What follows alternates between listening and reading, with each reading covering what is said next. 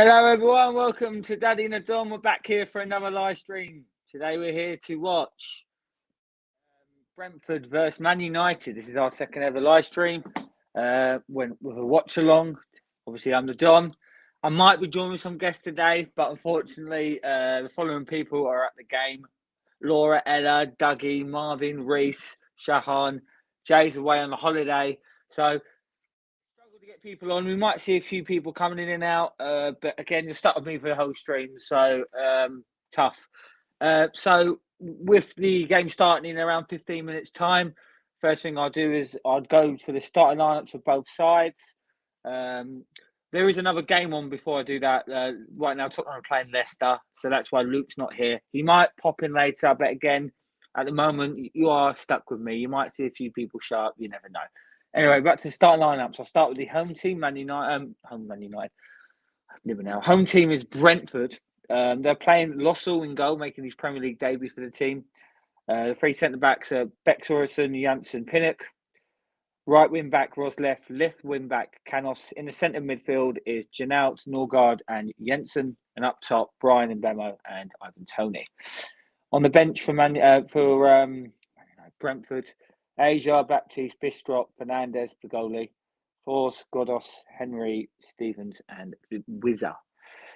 For Man United, they're playing the 4-2-3-1. In goal, De Gea. Centre-backs are Ran and Lindelof. Dalop on the right, Tellis on the left. Fred and McTominay in the middle. Alanga, Greenwood, left and right wing. Fernandez just behind the striker, which is Cristiano Ronaldo.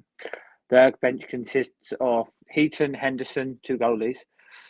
Phil Jones, Maguire, Martial, Mata, Matic, Rashford, and Van der Beek. No Sancho, surprisingly. So that is the lineups for both teams. The game starts in around half an hour, 15 minutes. So just getting cracking, getting ready. I do ask loads of people to come on. I do tell all people I know, up to 30, 40 people to watch. But at the moment, there's not many people watching. Hopefully that changes when the game starts. So right now it's about 10 minutes away. So I'm just going to talk bollocks for the time being. Why we're there, let's see what the Leicester versus Tottenham score currently is. Be interesting to see what that score is. It's currently 0-0 after 19 minutes. How do I think this game's going to go? So I think this could be. I did a preview for this game, and I think this could be not a boring game, but I wouldn't be surprised if it ended up 0-0. It's all on Man United. Man United are the better side. Let's not make no mistake about it. They are the better side. And they are going to cause Brentford problems if they play how they played against Villa. Because we can say what we want, they did play well, especially in the first half, and they should have really won the game. Let's not make no mistake about that as well. But with Brentford, they're always better at home, especially against the bigger sides. They're not going to give Man United an inch. They press just as much as Man United press. For me, that could make it a tense, tight. Hard to make chances game. And again, I see a draw. I do see it being 0-0, but wouldn't be surprised if both teams scored a couple, at least one. Brentford can win this. There's no doubt about that. But at the same time, Man United will expect to win this. But it ain't going to be easy if they do win it. It's going to be a good game to watch for the spectacles at the ground because it's Man United. You can say what you want about Man United. They're still the biggest team in history of football. And this is an amazing night for people who are there. It's obviously a sellout. Everyone close to me is there. Laura and Ella are obviously there today, so I'm on my own house with the dog.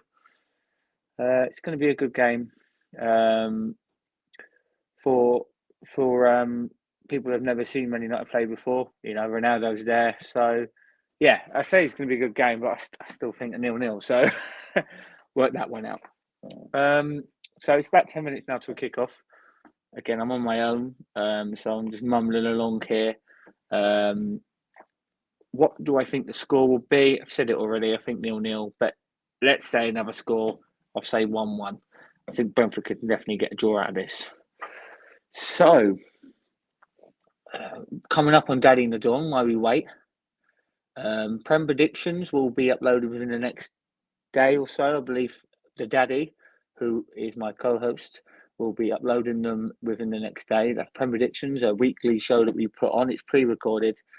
10 pundits, including myself and Phil, predict a neutral game done by point system, which will be revealed at the end of the season. But when it comes to live shows, we are back tomorrow. Myself, I'm joined with Phil. We are co-hosting, even though I will take the reins because I am the man in control of the live streams. We will be hosting a Premier League Week 23 preview. We do have a guest. Graham. We do have a guest. That's Mark Hill. It's so hard doing it live because I always make mistakes and I always say the wrong thing and then realise straight away. Like I said, tomorrow, Week 23, Premier League preview. Myself, Phil, and Mark Hill. We do have a comment. Hello, G. That's Phil, the Daddy. Prem predictions are going overnight, mate. Hello, Phil. How are you feeling about tomorrow and your debut on the show? Well, the live show. Surprised you can't make a cameo today, but oh well. Yeah, so just waiting here now. Again, it's been hard to get people on. So many people didn't respond to me. Some people said no. Possibly could be another person coming on in the next half an hour, and Luke might make an appearance after the Tottenham game. But there's no guarantees. You could just be stuck with me for the whole day. Fortunately, Jay's away in Austria, so it's hard to get signal out there. And every other Brentford fan who comes on the shows is at the game, of course. I'm busy rehearsing my debut. All right, Pissy. Come on, get on. Come on and say your prediction and you can go. That's what Shahan did. I have asked Shahan and Marvin if they can get signal to maybe do a post-match review, but that's going to be hard. I've been to Brentford and it's worse as Arsenal when it comes to signal. You don't get anything there. So talking about Brentford, I get something off my chest. A lot of fans need to be realistic. You know, they are a good side, but a lot of people act like they're the seventh best team in the league. They lose to Southampton and Liverpool and they start moaning. It happens. You're going to lose 3 or 4 games in this league. It's a hard league. It's the best league in the world for a reason. So just please calm down. I think Jay will completely agree with what I say on this when he watches this or when I tell him I said this. Just calm down. You're a great side, but at the same time, you're still one of the worst teams in the league. That's no offence to Brentford. You just got to realise it's not going to happen every week. Liverpool are still a great side even without Salah and Mane. But Man United are definitely a team that you can get points off at the moment. But again, it's Man United. They can come out and win 4-0. They're capable of that. There's no doubt about that. Let's be realistic about it. It's going to be good. Good spectacle, especially for the Brentford fans. And yeah, just getting ready to go now. What's it, about 6 minutes to go now. Still on my own. Few people watching. If you are watching and you're not subscribed, please subscribe to this channel. Tell your friends, tell everyone. If you ever want to come on, please message me on Instagram. The Instagram is Daddy and the Don Sports. Daddy and the Don Sports. We got loads of like sister channels, if that's the right word. Mungie Talks, Tariq Talks, Eagle Eye Football. Go check them out as well. They might be doing some streams as of now. But yeah, please subscribe. If you are watching, give us a like as well. Okay. 5 minutes to go. Got the TV on mute. I'll unmute it just before the game comes, but I can't have it too loud because I'm a typical male. I can't hear both things at the same time.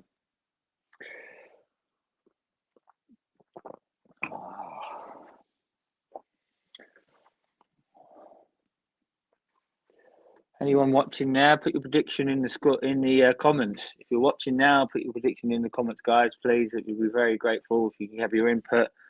Phil, where have you gone? Put your prediction in the comment, mate. Anyone else who's watching? I know there's a couple of people watching. Hopefully we get a few more people throughout the game.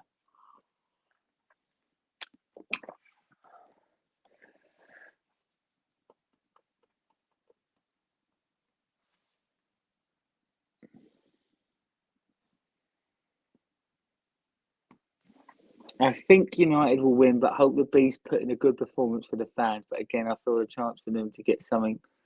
So there's a chance for them to get something, but a lot depends on what Man United turn up. Yeah, that's a complete fair comment, to be fair, mate. I think if Man United don't show up, then Brentford can definitely get a win here. I've got an iPad next to me, so that's why I keep looking left just to check stuff. So the setup and whiskey and coke. But yeah, that's a fair point. I think I've already said that myself. It all depends on Man United. Brentford have every chance getting something out of this. They can win this, and that's definitely not the question. But I think they would aim for a point here, especially against one of the top sides in the league. We can slag Man United off all you want, but they are still a top side. Players in the tunnel now. Again, if you're watching this, please leave a comment, put your prediction, say what you want, subscribe, tell me you want to come on the show. You know, anyone can come on the show. Yeah. So Man United walking out of tunnel here.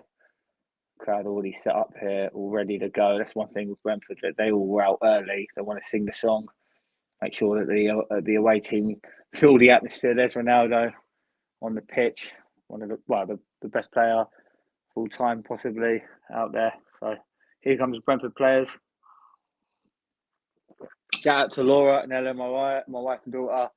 Dougie, my father-in-law, they'll be there. Dougie's there every single game. He hasn't missed a single game this year. Shout out to you, Doug. Jay's obviously not there because he's away because he's under the thumb. Also, shout out to Marvin, who works for Brentford. Just seeing someone I know on the screen, Matt. Oh, he shows him up. Yeah, Marvin, he'll be there. Shahar, Man United fan, first game. Watching Man United, I believe. He'll say he wouldn't, but trust me, that's the truth. Reese will probably be there as well. Shout out to all them people. Enjoy the game. Let's hope we get a result for Brentford. Because you know I can't stand Man United, but I'm partial. We've got about 3 or 4 people watching. Hello. No, a bit more now. Look at that. I'm getting the crowd in. We're just waiting for the game to start. I am pro Brentford today, so my reaction to Brentford score will be like I support Brentford because my wife, my father-in-law all support Brentford. So come on. And the fact is I hate Man United. They are wankers. If they lose this game today, all my Man United friends are not going to let it down.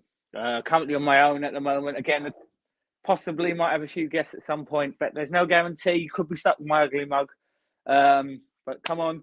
What do you think about Man United? Put your prediction for this game before it starts. Are Man United any good? Are Brentford going to get relegated? Is Man United getting the top 4? Say what you want in the comments. I'll put it on as long as it's not rude about me. You can slag off the daddy, just not the Dom, because I'm in control.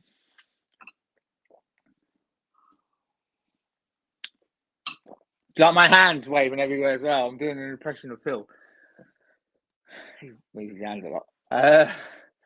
So yeah, they're just showing the lineups. Game will start in a couple of minutes. Like I said, it's going to be a very edgy game. I think Brentford United are going to start the better team. Brentford are slow starters, and if Brentford concede, they probably will concede in the first 20 minutes. They've made a habit out of that this year, unfortunately. But there's definitely Ronaldo's not the threat unless he gets Greenwood. Greenwood's probably the key. Fernandes loves penalties and free kicks. He's decent, but he's nothing. He's more of a dead ball specialist for me. Please leave a comment. A few people watching. If you're not subscribed, please subscribe. Stay with us. Don't just click on and go off. Please stay with us. We do some great content. Hands are going again. Apologies. Some great content here. So please subscribe, like, comment. Continue to watch our channel. We are still relatively new on YouTube. We're still getting people subscribed, but our content will get better and better as we learn. My name is Graham. I'm the Don. The daddy is Phil, who's been commenting. He will make his live debut tomorrow as we preview week 23. We're joined by special guest Mark Hill. Today, I'm here watching Brentford. I'm on my own. That's my wife, Laura, and my stepdaughter, Ella, are at the game with my father-in-law. A few friends who are off the channel are also there. So you stuck with me for the time being. Again, my hands are moving all over the place. Phil's going to be proud of me. So I'm going to turn it up a little bit, not too much. And yeah, I'll do my best to try and tell you. Again, I'm on my own, so if I've got no one with me, I am going to put the cam on and go for a piss if I need one. But let's hope that's not the case. In the go, we're amateurs. We're not going to be professional here. We're trying to be as professional as possible. But come on, Brentford. Let's fucking have this one. I love Brentford to win this. Come on. 0-0. Take a draw. But if Brentford win this, it's great. Fucking hands are all over the place. All right. Let's hit the knee. Let's get ready. Come on. Brentford need to start better. Man United have started. They've started to kick off. We're about 10 seconds into the game.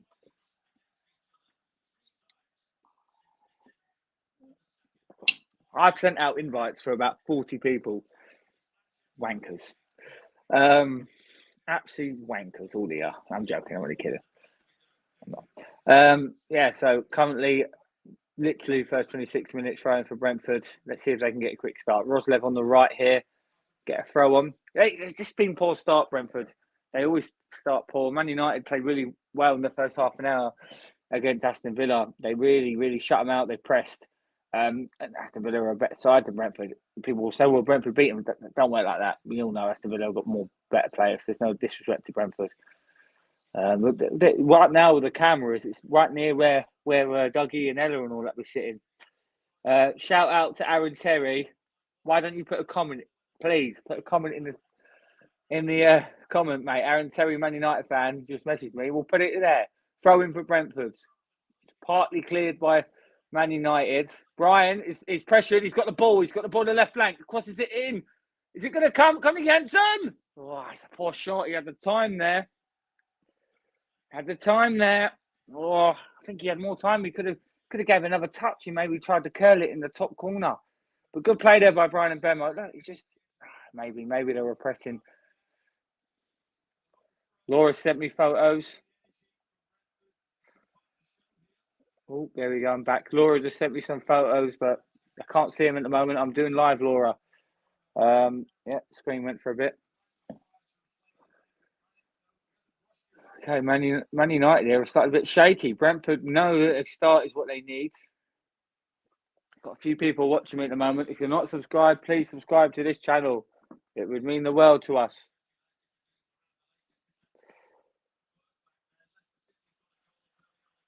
Like I just said, Leicester City are 1-0 up against Tottenham. Luke's not going to be happy. Luke, if they start losing 3 or 4-0, forget that game. Come on the page, mate. You know what? You know where your home is, mate. Also, Brentford here started quite well. They started bright here. This is what they needed to do. They started slowly in a lot of games this year. Come on, let's get going. All right, got the ball. Janssen. Canos is playing left wing. Gets a throw on. Yeah, Greenwood clears it out, I think. Throwing for Brentford.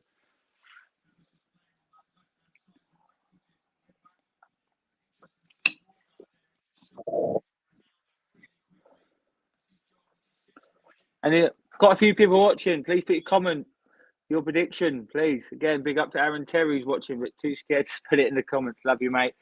Good to hear from you again, buddy. He's a Man United fan, so let's hope you lose. Yeah, so Brentford here. Well, they started better. Only a couple of minutes in. You can never really make a judgment after 3 minutes. Handball there by I think it's Alanga, the young lad. So Brentford got a chance, free kick halfway in Man United's half. So they'll try and whip this one in here. I think try and get the ball to pin it, to cross it over to someone who can finish it. And by that, I mean Ivan Toney. Playing too deep in my mind. I know some people disagree, but he's not scoring. You know, just be lazy. Get some quality to give him the ball. Free kick for Brentford. Really want him to score here. Again, I'm up to date. I'm not behind. I am live on BT Sport. Free kick. Jensen to take. Crosses it in. It's where I said it's going to be a header in by Pinnock to Toney, but Brand United get there first. Is that? I think Mason Greenwood. Yeah, I couldn't see that. He loses the ball. Pinnock. Oh, Janelle. Roslev. Toney, but he couldn't get the ball there. Aaron Terry. Have a big game. It's going to be a long game. Brentford to win 1-0. Yeah, let's hope so, mate. Let's hope so. This is our second stream anyway. We did one for Man United Villa. Anyway, Ronaldo's got the ball. Cross in by Dalot. Across the box. It goes out. But yeah, cheers, Aaron, for the comment, mate. Make sure everyone who's watching, subscribe. Daddy and the John Sports, we're doing our best to give you the best content. Remember, our pundits are all real people. We don't get paid for what we do. That's because we make fuck all money. But yeah, come on, let's go. Brentford, get back on it. Don't let Man United get ahead. I'm not going to be that biased, but I will be a bit biased. But we'll see. It's always fun when Man United don't win. Lossell making his debut after Fernandes. Made a few saves against Liverpool, to be fair. Flick on there by Toney. Brian's halfway in the half. Got nowhere to go. That's the problem. There's not too many people up. That's the issue that I've had with Brentford this year. The formation, there's just never enough people up in the ball. Sorensen, it's a hitting hopeful for me. It's not good enough. I think they're looking to play the long ball, which worked against Man United. Anyway, Fernandes. Tries to pass it through Ronaldo. Oh, he had to get there, Janssen, and he just got there. Currently 0-0 at the moment.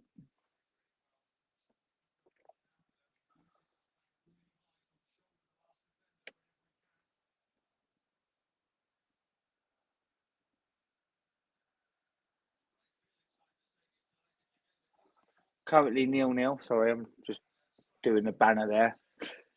Yeah, so if you're watching, not subscribed, give us a subscribe. Daddy Nadon Sports. Also, our Instagram is Daddy Nadon Sports. Please follow us there. Subscribe on the channel. Currently, we are watching Brentford versus Man United. The score is currently 0-0 after 6 minutes.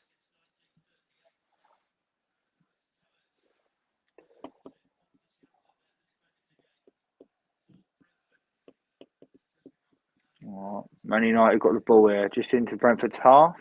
I'm not going to commentate every single bit, but I'll commentate when I feel. So at the moment, Man United got the ball. Where will Man United finish this year? I think they'll finish fourth. I've still got a feeling. I think Arsenal are doing well to finish where we will. I think we'll finish fifth, to be fair. But yeah, we'll see. We'll see how it goes. Man United will shit their way to fourth like they always do. Bright future, Arsenal, no doubt about that. Brentford tried a counter attack, but there's too many bodies. That's the problem. It's too defensive. There's too many players behind the ball when the pass is made. I'm not going to criticise Brentford. I'm not here to do that. They've done particularly well to where they are, and they could have easily started the season with no wins. They could have been at the bottom. Let's be realistic. They'll stay up this year. Next year is the real challenge. We'll know that second season syndrome.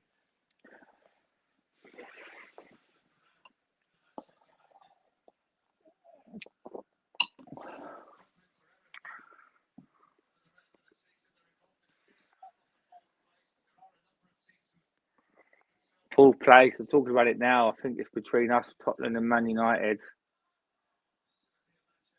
Man U corner there. Looks like he got it before it went over, but obviously didn't. Sergio Canos, my wife's favourite player. Loves him. Literally does. If you're watching, leave a comment, please. There are a few people watching. I know that for a fact. I'm not having a beer, mate. I'm having a whiskey, Aaron, by the way.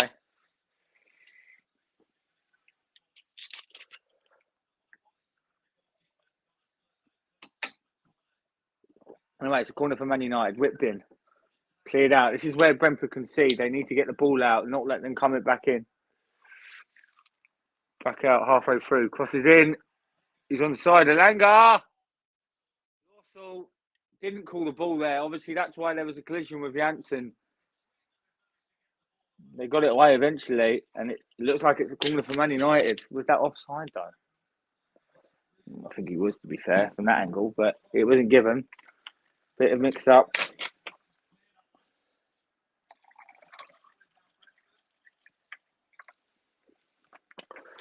Another corner for Man United. Whipped in. Headed. It's not cleared. Partly cleared. It's gone away. Man United will collect. Left-hand flank. Ball to Greenwood.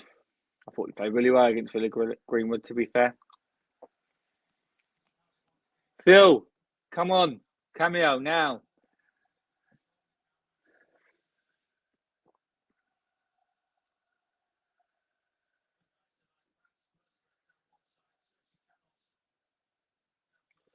Like I said, guys, you probably started me. You might have a couple of cameos throughout. Majority of people might show up at the end. Let's hope Leicester get another 3 and Luke decides, fuck it, let's come on here. That'd be good as well. Tottenham losing. Man United just keeping the ball now. Brentford had a good start, which I didn't see, but was Man United always going to dominate the possession. Brentford are happy. Well, Brentford are taking 0-0 here, to be fair. They'll say they won't. They'll play to score, but the longer the game goes, the longer they'll try and frustrate Man United.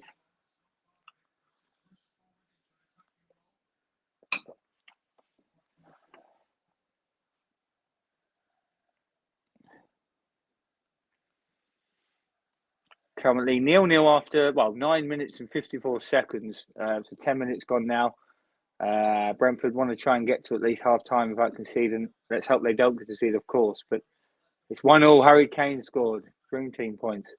So 1-0 there. And at Brentford, bit of space here. Whipped out. Canos. This is where Henry needs to play there for me. I like Canos, but Henry's one of the best left backs well, one of the best British left backs. Poor ball, but the ricochet of Norgard and come on, Canos, that's shit. We have a guest. Yes, it's my main man. Welcome, Hanif. Hello, mate. You all right? You're right, pal. How you doing? Yeah, I went for a light jog and then. It's slow again there, mate. Can you hear me now? Yeah, can you hear me? You're in slow-mo. Yeah, all good, mate. I'm always in slow-mo. It's like Chelsea at the moment. I'm in slow-mo. You're talking in slow-mo. It's really, really slow. I don't know how your settings are, but... I don't know myself, to be fair.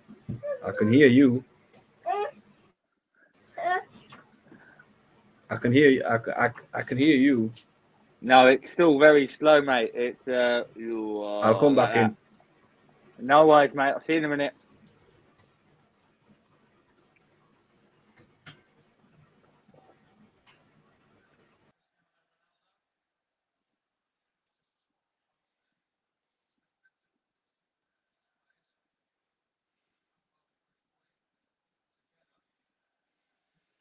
Anyway, Hanif is going to try and come back in. A few connection problems there. Sorry, I always forget I'm live. There are people watching. If you are watching, you're not subscribed, please subscribe. This is Daddy Ned on Sports. We are relatively new, only a few, back 8 months. 8 months in, we're still learning our channel. This is only a second live stream. Unfortunately, a lot of our punts are Brentford and Man United fans are now at the game tonight. But again, I did ask loads of people. Unfortunately, not many people could make it because they're pussies. Anyway, Brian, chance, but it still comes. Give the ball to Ireland. Give the ball. Chance. How has he not scored that? We're in. Oh, massive chance. He got so much to aim to there. So much to aim to. Brian gets the ball, tries to pass, ricocheted, and then it comes to Norgard, and then it was Jensen. Oh, I should have put it across him. Oh, massive chance, and then there was a little shot, and it bobbled out, and it comes to Janelle, and I think that's deflected. It is a corner for Brentford. Come on, Brentford. This is a great start. Best start they've had in a long time in the Premier League game. Well, what I've seen anyway. Corner. I think it's Jensen to take it. Whips it in. Let's get it in. Headed. That's another corner. I think it might have been Ronaldo. No, it was Fernandez that headed it out for another corner. Didn't pass the first or second man. Hanif has tried to come on. Hopefully he sorts his connection out. We'll see him in a minute. Yeah, another corner.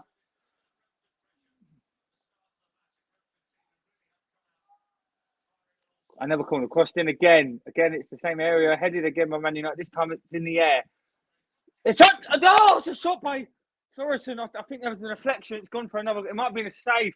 They've got to take these chances, Brentford. Great start. The cross headed by Ronaldo, lingered in the air, and then it again came. Yeah, it was off Tellus, and it went wide for another corner. Same area, another corner. Come on, Brentford. Get it past the first man. That's it's punched there by De Gea. It looked like he was going to say, well, what is he doing? So now, Jensen. Oh, God, and he shoots it over. Another chance. There are chances galore there. Brentford, and again, none of them have come to Tony. If Tony had one of them, that would have been a goal. This is the start Brentford wanted. They need to keep this up. They're playing good football at the moment. Normal Man United this season, giving away chances in what should be an easy game. I don't think it's an easy game, Aaron, but, you are a United fan, bless you. Now, listen, on paper, United should be winning this game, but Brentford are a good side. They're giving everyone a problem at home this year. Man City struggled against them, so... That's it, Martin. Keon just said, in the game when you come here...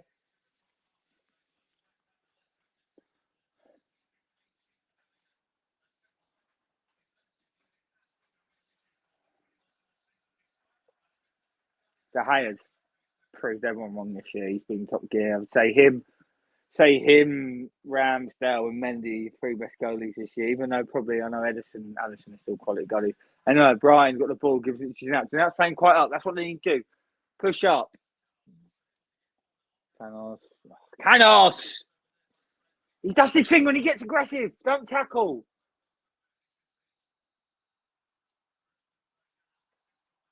Offside. Currently on my own. If you're watching this, I'm here.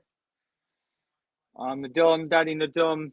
I've got no one here to flick and commentate if I need to go to the toilet. So at some point I will put the camera on mute and I'll be gone for a minute. So don't leave me. I will.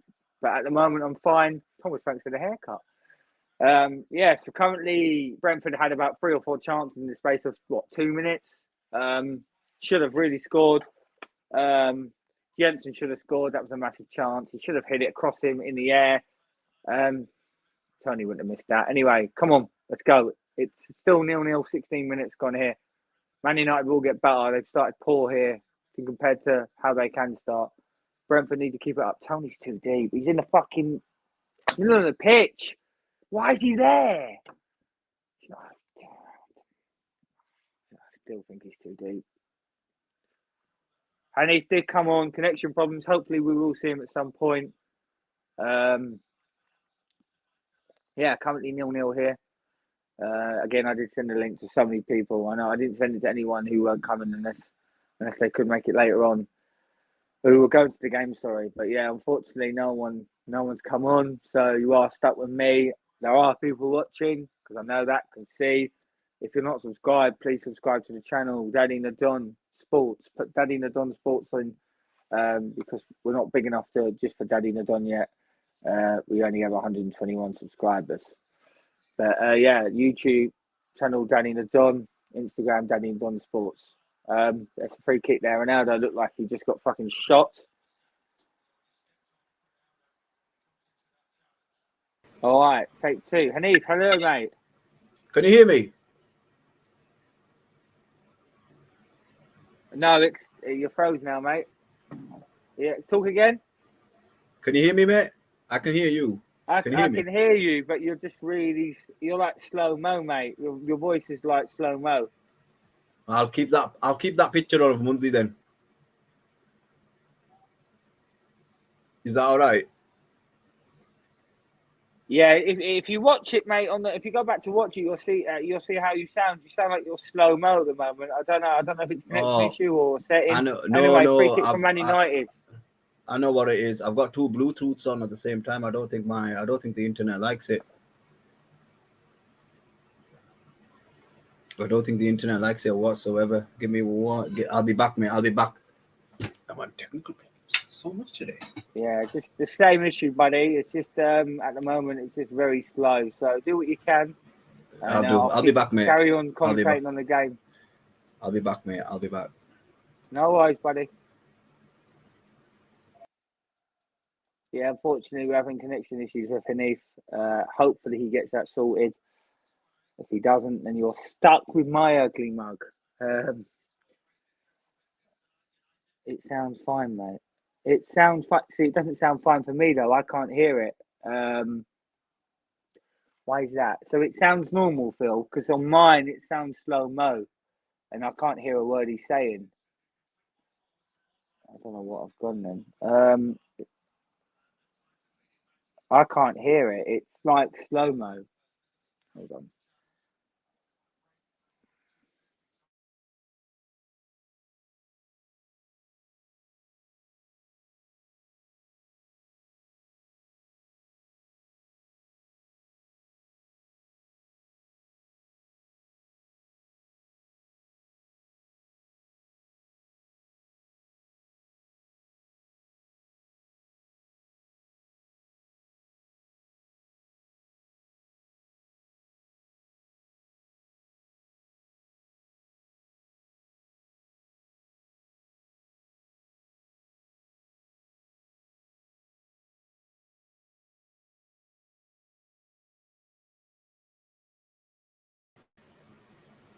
Can you hear me, pal?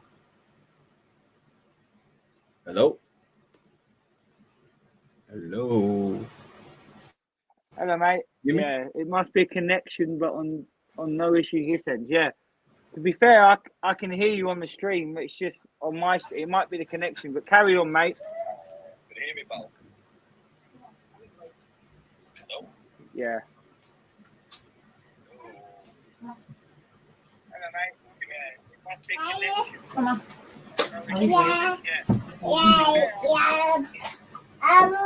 Yeah, Hanif, mate, there's an issue with my connection because for some reason I can't hear you properly. But on the channel, you're heard completely fine.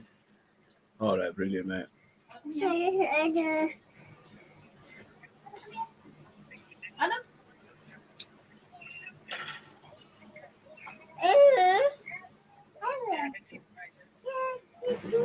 So right now, who's been the better side, Hanif?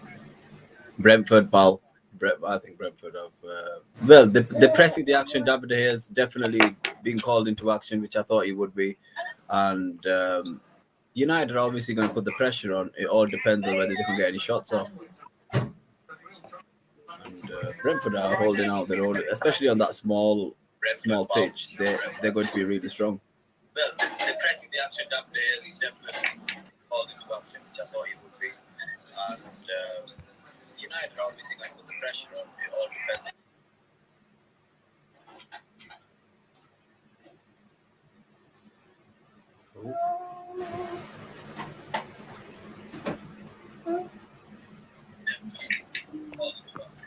I definitely agree with you, mate. I think Brentford are playing really well at the moment. There should be a couple of up. Man United are going to get into the game. Let's just see how it goes, to be fair. Definitely. Your boys are in action tomorrow. Are you doing a watch along for that or what? I definitely agree with you, mate.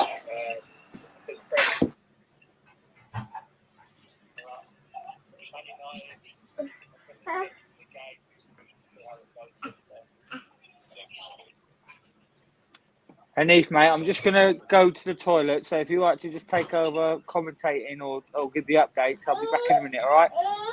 No problem.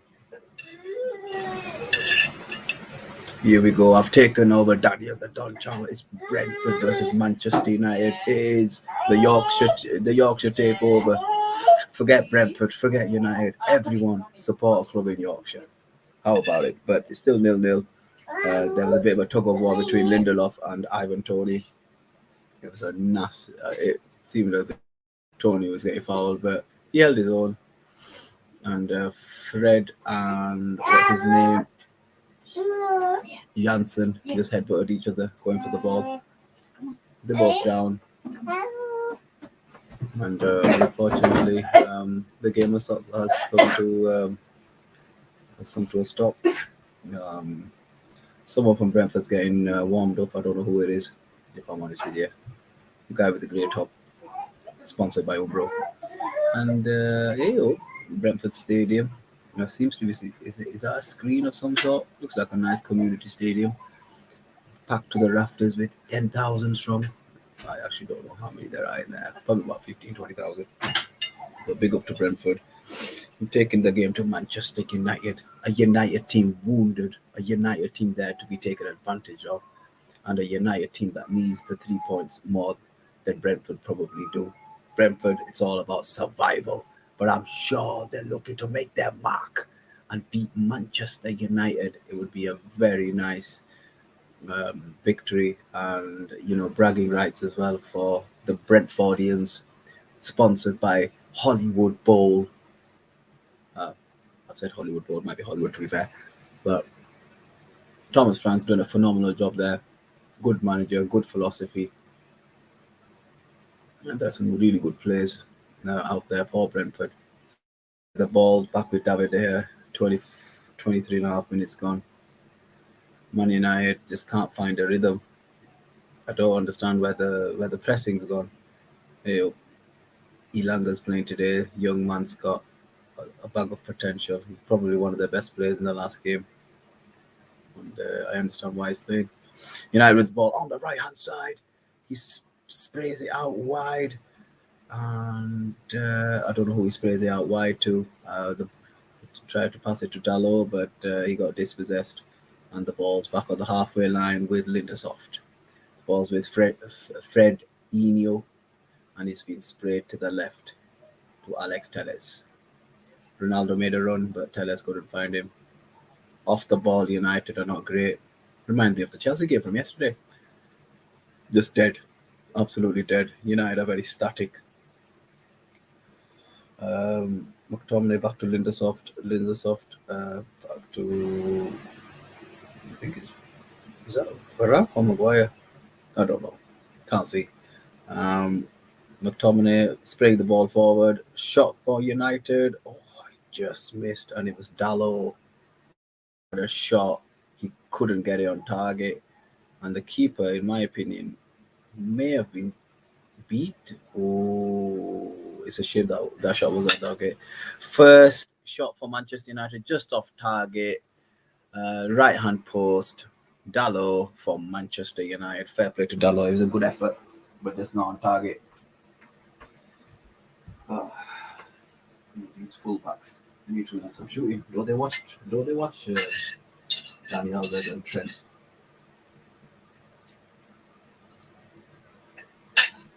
I'm just finishing off my noodles. Noodles with cheese. It was lovely. Thanks to the missus. And Manchester United on the attack again. Manchester United fans, let me know what you're thinking. Let me know how you're feeling. Do you think you're going to be victorious tonight? Or do you think Brentford are going to make you just another victim? Brentford on the counter.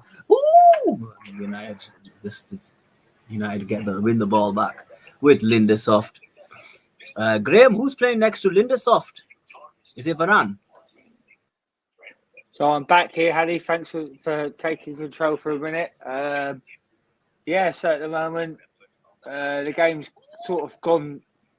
I know Man United had a chance, but at the moment, Man United are just trying keeping it quiet. Yeah, it's Varane playing next to Lindelof. There is issues with my audio. I can't hear Hanif properly until I hear his echo. So stay on Hanif. Everyone else can hear you perfectly fine. Yeah, so at the moment, old chance. Fernandes, Taylor, no, Canon's got their first throw on. Anyway, Hanif, do you think Brentford got a chance of getting all 3 points here? 100%. When they're at home, they've definitely got a chance, a very big chance against a very weak Manchester United team. And what I mean by weak is they're just not playing well. A lot of teams are, beating them and getting points off Manchester United. So this is the best time to play them.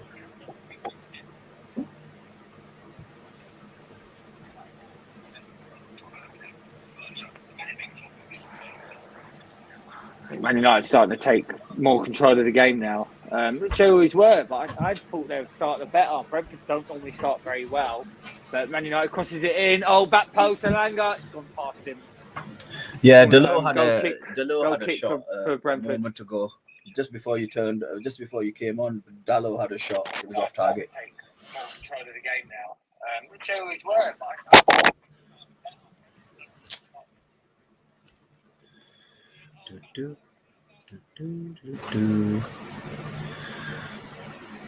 I think that spell that Brentford had, where they had a set piece.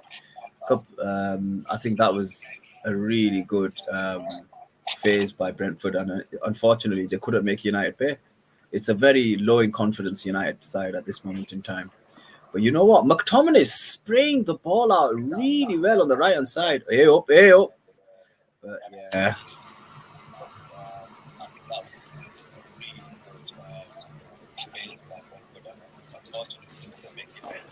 yeah, this is massive chances. Them set pieces to be here. To be fair, Hanif, they could have got a couple, but now they've got another one now. Long throw on. Let's see if they can get past the first man. Let's see if they can get a goal. Martial is on the bench. I see. That's interesting.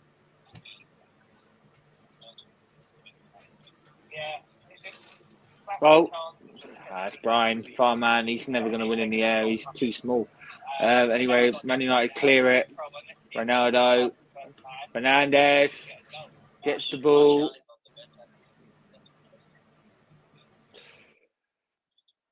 Martial, apparently there was clearly air talks to Martial and Ralph, apparently. So we'll see how true that is, but he's there, so. Anyway, Man United clear it. Ronaldo. Yeah, that's interesting. It's a free kick for Man United at the moment. The left, about 25 yards out, left-hand side flank. Big chance for United. This is the sort of games where they get that goal. We'll see what happens here. Brentford are very slow, going down the wings.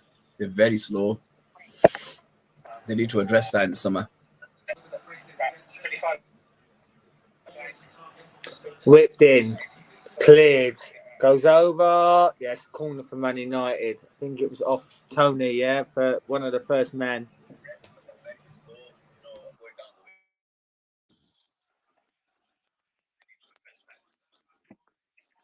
Yeah, I do think they need a bit more wing play, to be fair, Neef.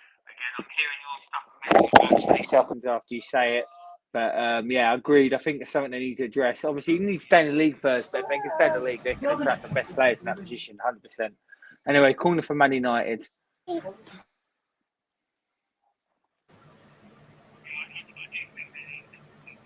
All right, Fernandes to whip it in. Whips in. Doesn't pass the first man. Cleared out. I think it was Janelle. Brian's trying to get on the counter here. He'll get there before Greenwood. Pace first pace. Passes it. Janelle. He whips it across it. It's a big chance. Tony. Chance! Chance! Jensen again. He's missed it. Tony, have a shot! Oh, Jensen again. It's the wrong man in the wrong place. Massive chance. Oh. What do you reckon there, Annie? I think Brentford are very dangerous on the counter, and Tony really has to get the goal. I know that might be a bit harsh, but for all the brilliant counter attacking display we've seen, they have to take advantage. This United team are not that good defending on the break. And I'll be honest with you, it was 3-on-1. They should have scored. It's not good enough. It's really not good. They should have scored. It's unfortunate. It's just, Tony's got that cross on his neck. He should rub it. God might give him a bit of luck.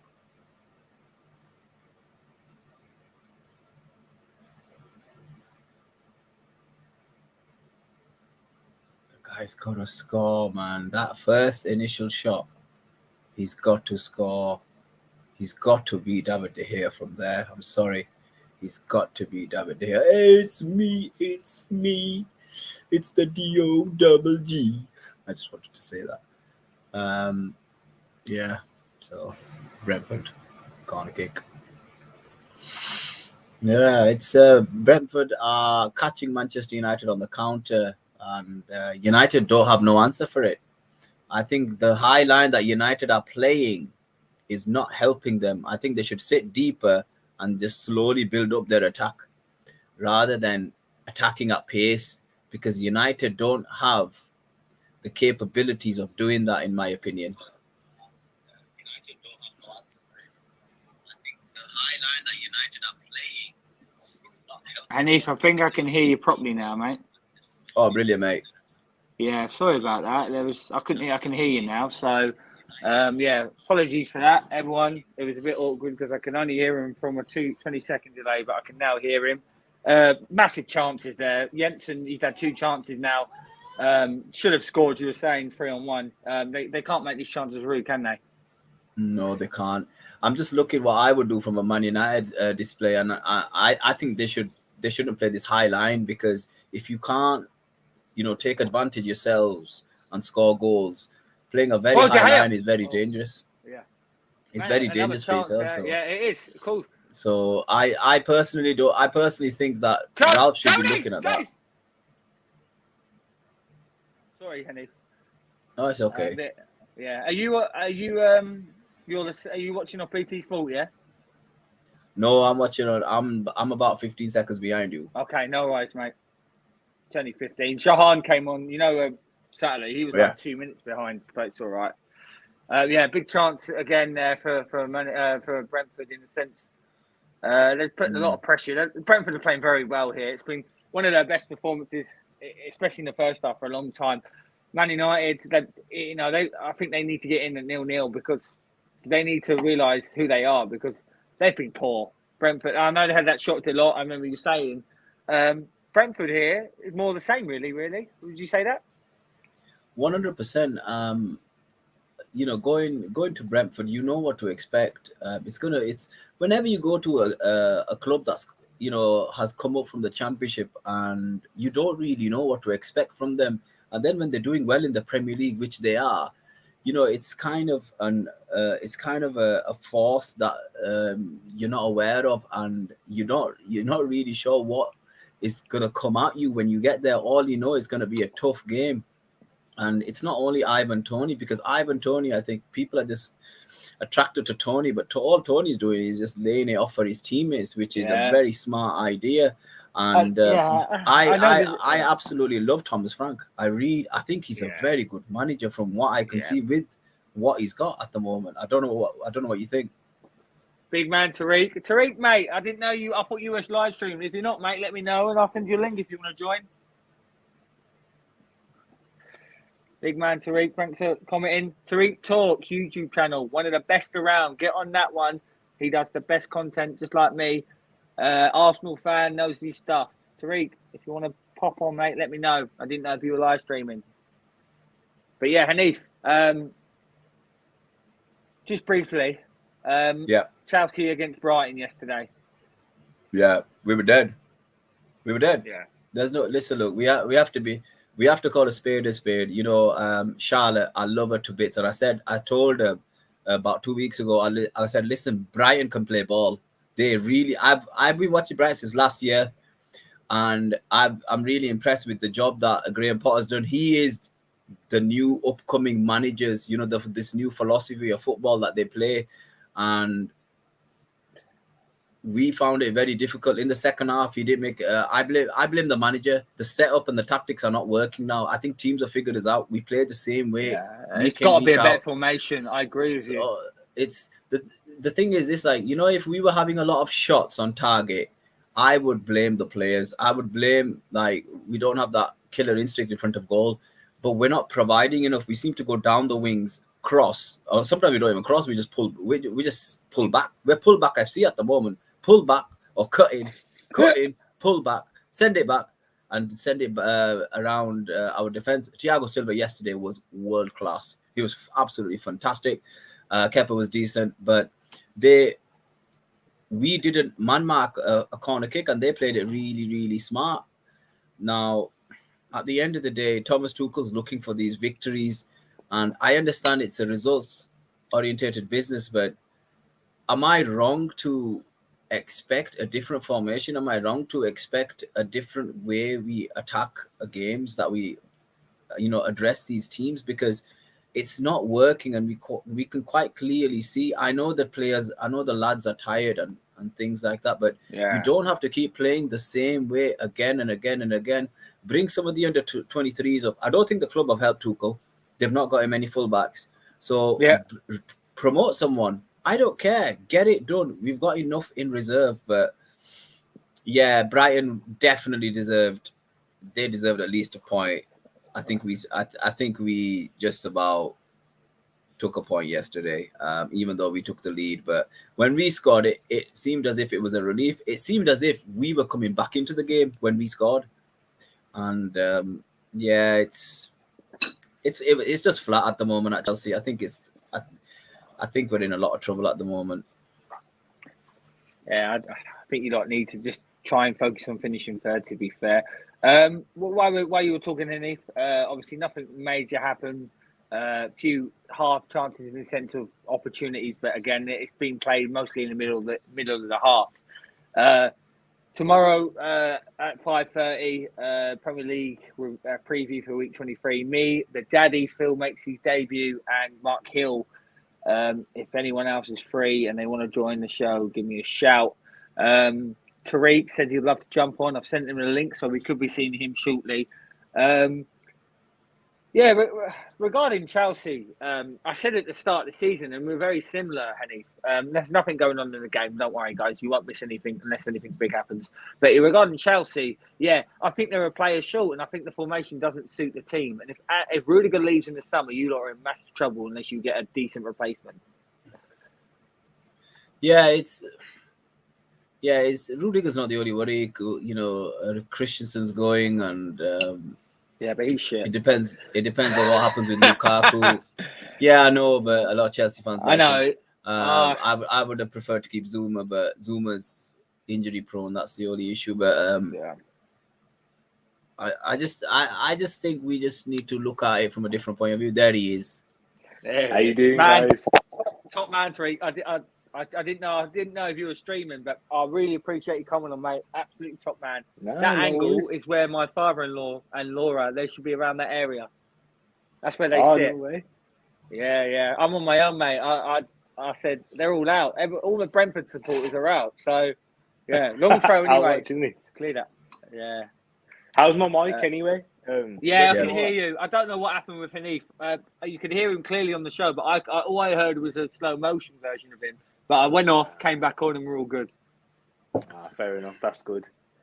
But yeah, I'm not streaming because I've got water damage on my MacBook. I carried it to work, opened water bottle, went onto my Mac. So you should be ashamed of yourself. Tell me about it. But hey, the Don Graham, man himself. This is what my question is to you. Watching this and watching a bit of the Spurs game as well, you feeling a bit more confident for top 4? I'm always confident for top 4, and I still think we can make it. I've never said we won't, in the sense of I think we won't, but I'm not saying it's out of the question. If that makes sense. Yeah. Listen, it's ours for the taking right now. It is ours for the taking. We need to be an Arsenal that we haven't seen in 15 years, and that's be consistent. We haven't been consistent, and we're playing well at the moment. We've got some great young players. If we can get a centre forward and another centre mid, I know Partey's back now, but I still think we're short in them positions. I like the Kongu. I like Partey. I do not like Xhaka. He's a fucking liability. And we're just when your fourth choice centre mid is Al Lenini, you're in trouble. You know what I mean? Yeah. He would just about start for Norwich. Listen, I'm confident. If we finish 4-4, I wouldn't be surprised. I'm just, when you just get that gut feeling, and hopefully I'm wrong. I want to be wrong. No, I'm the same as you because I say we're probably a few Arsenal fans. Brian on it. Oh, go on. Sorry, continue to read. We're probably the few Arsenal fans that aren't feeling that too confident because we know we understand in terms of what we could capitulate, and if somebody turns up and just has a run of games, I think the pressure would tell. However, I don't see the likes of Spurs or this Manchester United side putting any real pressure on us. How United have played here, they've been awful. What is the Spurs score? Is it still 1-1? Last time I checked, I'll have a look again in a sec. It's crossing here. Tellez cleared by Brian. Since the best chance, I know Man United had a shot wide, Henny, but apart from that, all the chances have been Brentford. It's all Brentford, mate. I think Brentford will be kicking themselves if they're going to half time and they've not scored at least a goal. They will be kicking themselves.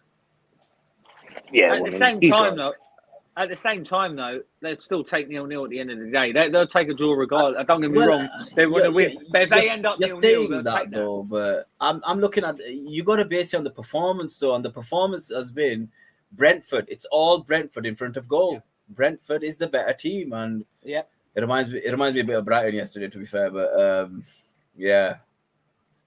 I still don't like Graham Potter. Don't worry, on my show tomorrow I'll be talking about it. I've got some stats. I've got the stats lined up. Stats don't matter. Stats don't matter. The eye test. The eye test. The eye test. The eye test, man. The eye test. You're not seeing a single. I'm not saying a single thing for tomorrow. And then because my co-hosts Phil and Jay, we're all the same. We do not rate him or Brighton, but I won't say a single thing till tomorrow. You have to tune in. All right. Anyway, cross by Man United. Corner for Man United. I think if you look at the development of some of those players, I think it's a very. They've won 2 games. They've won 2 in 16 games. I'm just saying. Yeah, but you can't judge. But look at Brighton as a club, though. They're not the biggest club in the Premier League, are they? Look at the players he's got. They've been in the league They've been in the league a few years now, though.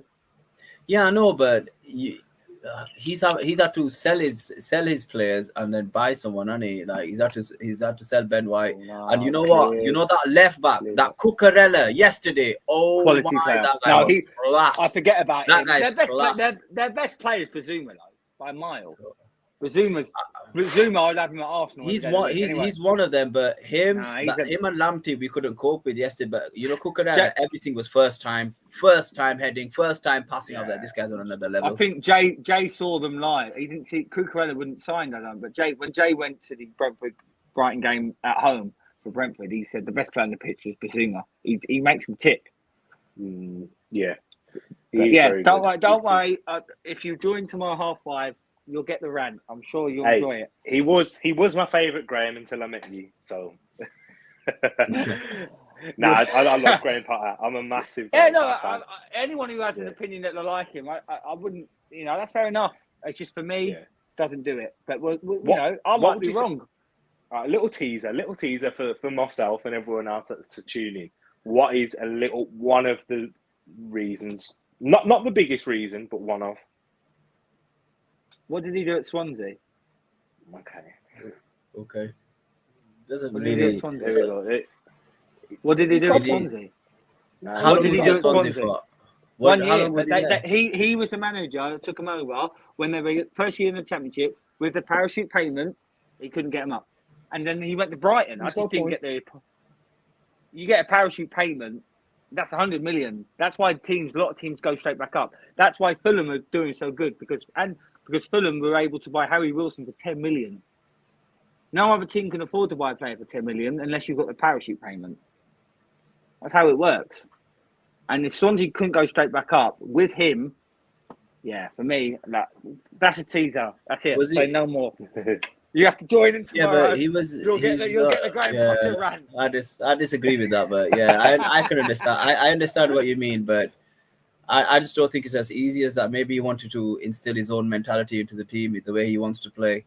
Because you look at him now, unfairly, he might have needed more time. That's just some coaches I like. Maybe. Anyway, free kick for Man United crossed in, goes to the goalie Lossell. It's coming up to half time, guys. Not much. Used to play for Town. Lossell used to play for Town. He used to play. He was the goalie for you in the Premier League, wasn't he? I tell people this. People don't know who he was. I remember him. He was your goalie in your two. Was it both seasons for Huddersfield? Yeah. That's half time, guys. 0-0. De Gea made a few great saves, both of Jensen. Brentford should be kicking themselves, but at the same time, they'll take 0-0 before game. But right now, Brentford would be kicking themselves that they haven't scored. Man United have been shit. Would you agree with that, Tariq? Man United have been shit? Yeah, this is one. As an Arsenal fan, I'm getting a bit more confidence. But in terms of this game, it just shows really that you can spend however much money you want on players, but if they're not fitting a certain strategy or structure, then you can easily be the worst side. And Brentford created multiple chances. I missed the first 10 minutes, but as soon as they had chances then as well, yeah. There you go. Yeah, I saw Jensen. If he could put a ball in the back of the net, then it'd be 2-0 to Brentford. Two chances for Jensen, yeah. Massive. The counter attack with Mbeumo, and then on that situation was class. Mbeumo's a frustrating player because he is class. He just needs to work his finishing. He's got the ability. He really has, and he's young as well. He's still only 22. Yeah. Do you think United might steal a goal here though? They're playing shit, but you know it works. They've got the quality, haven't they? That's the thing. They've got the quality. Exactly. And he's right there. That's why they're a big team. No, you're right. Still. That's it. That's why they're a big team. That's why there's a top six. I don't care what anyone says. Tottenham, I always debate Tottenham, but they are probably the sixth best team in the league, to be fair. Where everyone else isn't, because they just can't win when it matters. And this is what you can say what you want about Arsenal and United. They do it against the teams they should do it against. I know, again, we lost to Brentford, but we play shit and win. If Norwich play shit, they lose 6-0. Yeah. That's how it works. You know what I mean? Yeah. And that's it. And when just quickly on Tottenham, the reason why you'd say they're the sixth best team is because if you're talking players, player for player, you'd say it there, even though they haven't been great. They probably got the best striker in the league. I know. There you go. And then Son. Yeah, Son's a quality player. But they haven't got much more than that, to be fair. Nah, you're right. It's the worst Tottenham team in about 10 years. They've had a good team the last 10 years. No, they have, but they went about it the wrong way, didn't they? They had to go win a trophy, like a small. They should have. Like, there's that Spurs fan called Veggie Spurs, and he said something the other day where on a channel he said, "I only rate 2 trophies, and that's the Champions League and the Premier League." And I just said, you know what? you're a clown and you deserve to be That where was a you are. Spurs Because, fan. Nah. and I I said, would you know what, rather listen. I would rather win the FA Cup than finish fourth, because in 25 years' time, they're not going to look and go, Yeah, "Oh, 100%. Arsenal finished fourth that year." But who That's won right. the FA Cup that year? That's what matters. I 100%. get it, because if you're going to 100%. go out in the group stage the following year, what is the fucking point? The club perspective, for the club perspective, it's money. But for me, I'm not going to get any money. Who cares if we get 100 million from getting to the full place? We've won the FA Cup. You've won nothing. You finished fourth. See, Don't get me and wrong, do you know we by finished saying fourth. that, Graham? Yeah. people don't understand that, Graham. Yeah, Well, and I what tell you, Graham said, Tariq, Yeah. would you win the League Cup or finish fourth this year?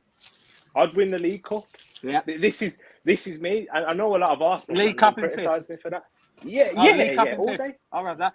Don't get me wrong, I want to finish fourth. If someone said to me now, you got to have fourth or league, I'll take League Cup. We've never won it. We haven't won it in 28 years. 29 years, sorry, 1993. I'll have it. It's a trophy. I've never seen us win it, because obviously I was 4 when we won it, and I wasn't really following it properly. It'd be good to win it. Wenger never won it, so don't get me wrong. If we don't win it and then finish fourth, I'll still be happy. I've just got that gut feeling about United. It's just something there that tells me they're going to get there. I want to be wrong. Yeah, I think you will be. I'm not worried about them at all. It's maybe if Spurs, if they go on like a late flurry in the transfer window, that's the team that if they get about 3 or 4, because I think Conte's name will bring players in. Yeah. Oh, 100%. 100%. It's just if the board want to give him that. And just to elaborate on your point, Graham, about finishing fifth, I know a lot of Arsenal fans would be like, "What? That's crazy. You get more, you get better players. If you want to improve as a club, you want to finish fourth." But I don't want to finish fourth and get smacked out of the last 16. But what's the point in entering the Champions League if that's just going to happen? If you're going to enter the Champions League, you've got to be in it to win it. And people might turn around and say, all right, yeah, you're judging that off the past, but we've got Mikel Arteta. I'm a Mikel Arteta fan. But if he's not going to get the right investment and the right players to come in, which could easily not happen because we know what the Cronkies are. Man United fans have had these false dawns for how long when they think, oh, now it's our time, because all the Glazers care about is Champions League, and that's the same for the Cronkies. So the jury's still out for me on the Cronkies. They're going to have to show me that they're there to win the top trophies. Remember what they said when we moved in? We're going to be like Bayern Munich. Bayern Munich. Can I say something? And this is me going to make a positive claim, all right? If we get either, I can never say that Serb's name, but that's Dasan. If we either get him, Calvin Lewin, or Watkins, or Isaac, if we get one of them, and if we get Arthur or Gomeres within the next 6 months, in the summer or now, if we get one of them in each position, and we keep every player, Saliba comes back, Balogun's a second striker. Yeah, we bring another winger in and take Pepe out with quality. We can win the league next year. We can. I'm not saying we will. I'm not saying we will. But we can. Do you know where I'm not saying we will, because we're complete then. Because Arsenal are missing a centre mid and a striker. If Velasic comes in and Arthur comes in, the team for me would be just, because then you've got Saka, Odegaard, Martinelli, and Smith Rowe in the 4 positions. That's just quality. And then the striker, you've got 2 centre midfields. You've got back 4 that's set now for 5 years. You've got Saliba, who's going to want to come into that back 4. Tavares, I don't like him, but he's a decent backup. We need probably a right back. We got a top goalie. We're not far away. We're not. We're more complete than Man United. Yeah. Tottenham. And at the moment, I say we're more complete than Chelsea. Do you see, for that, I understand what you're saying, and I agree to a certain extent. I believe that we could with our starting 11. However, winning the league is about squad.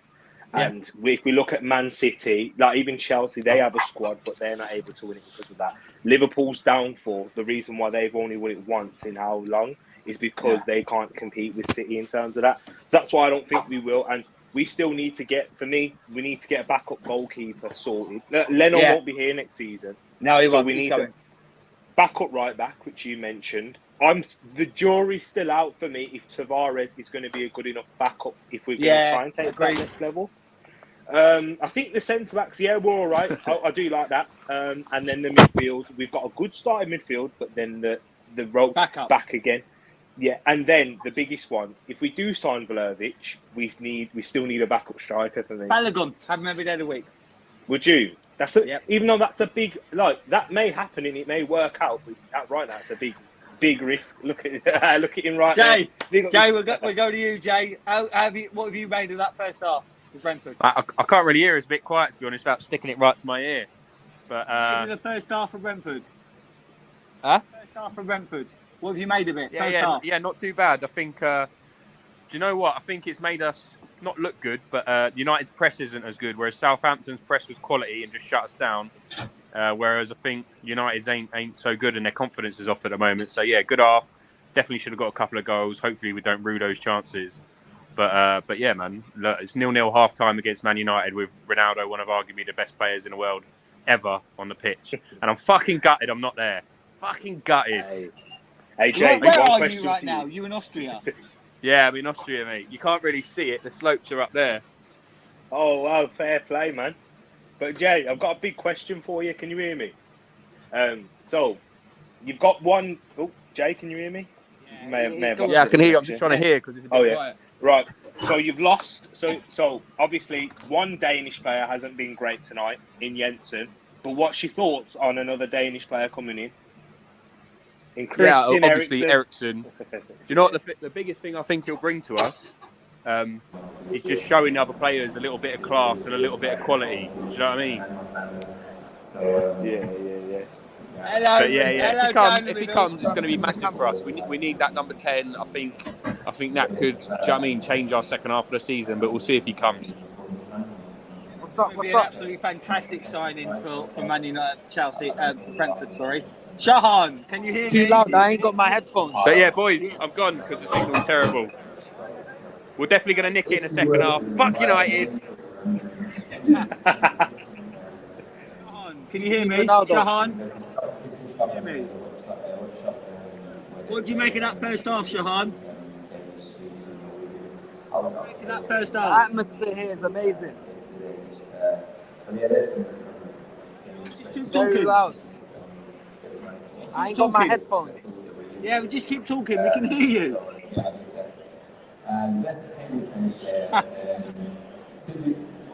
Just keep talking. Just talk. Oh, he's gone. Bless him. Oh, good hear the announcer. Yeah, no, that's top gear. I appreciate Jay coming on there, mate. Thanks for coming on. I know it was always going to be hard where you are, and Shahan, hopefully we might see you at the end. I don't know where Neve's gone. Are you still there, Neve? I'm still here, mate. I'm still here.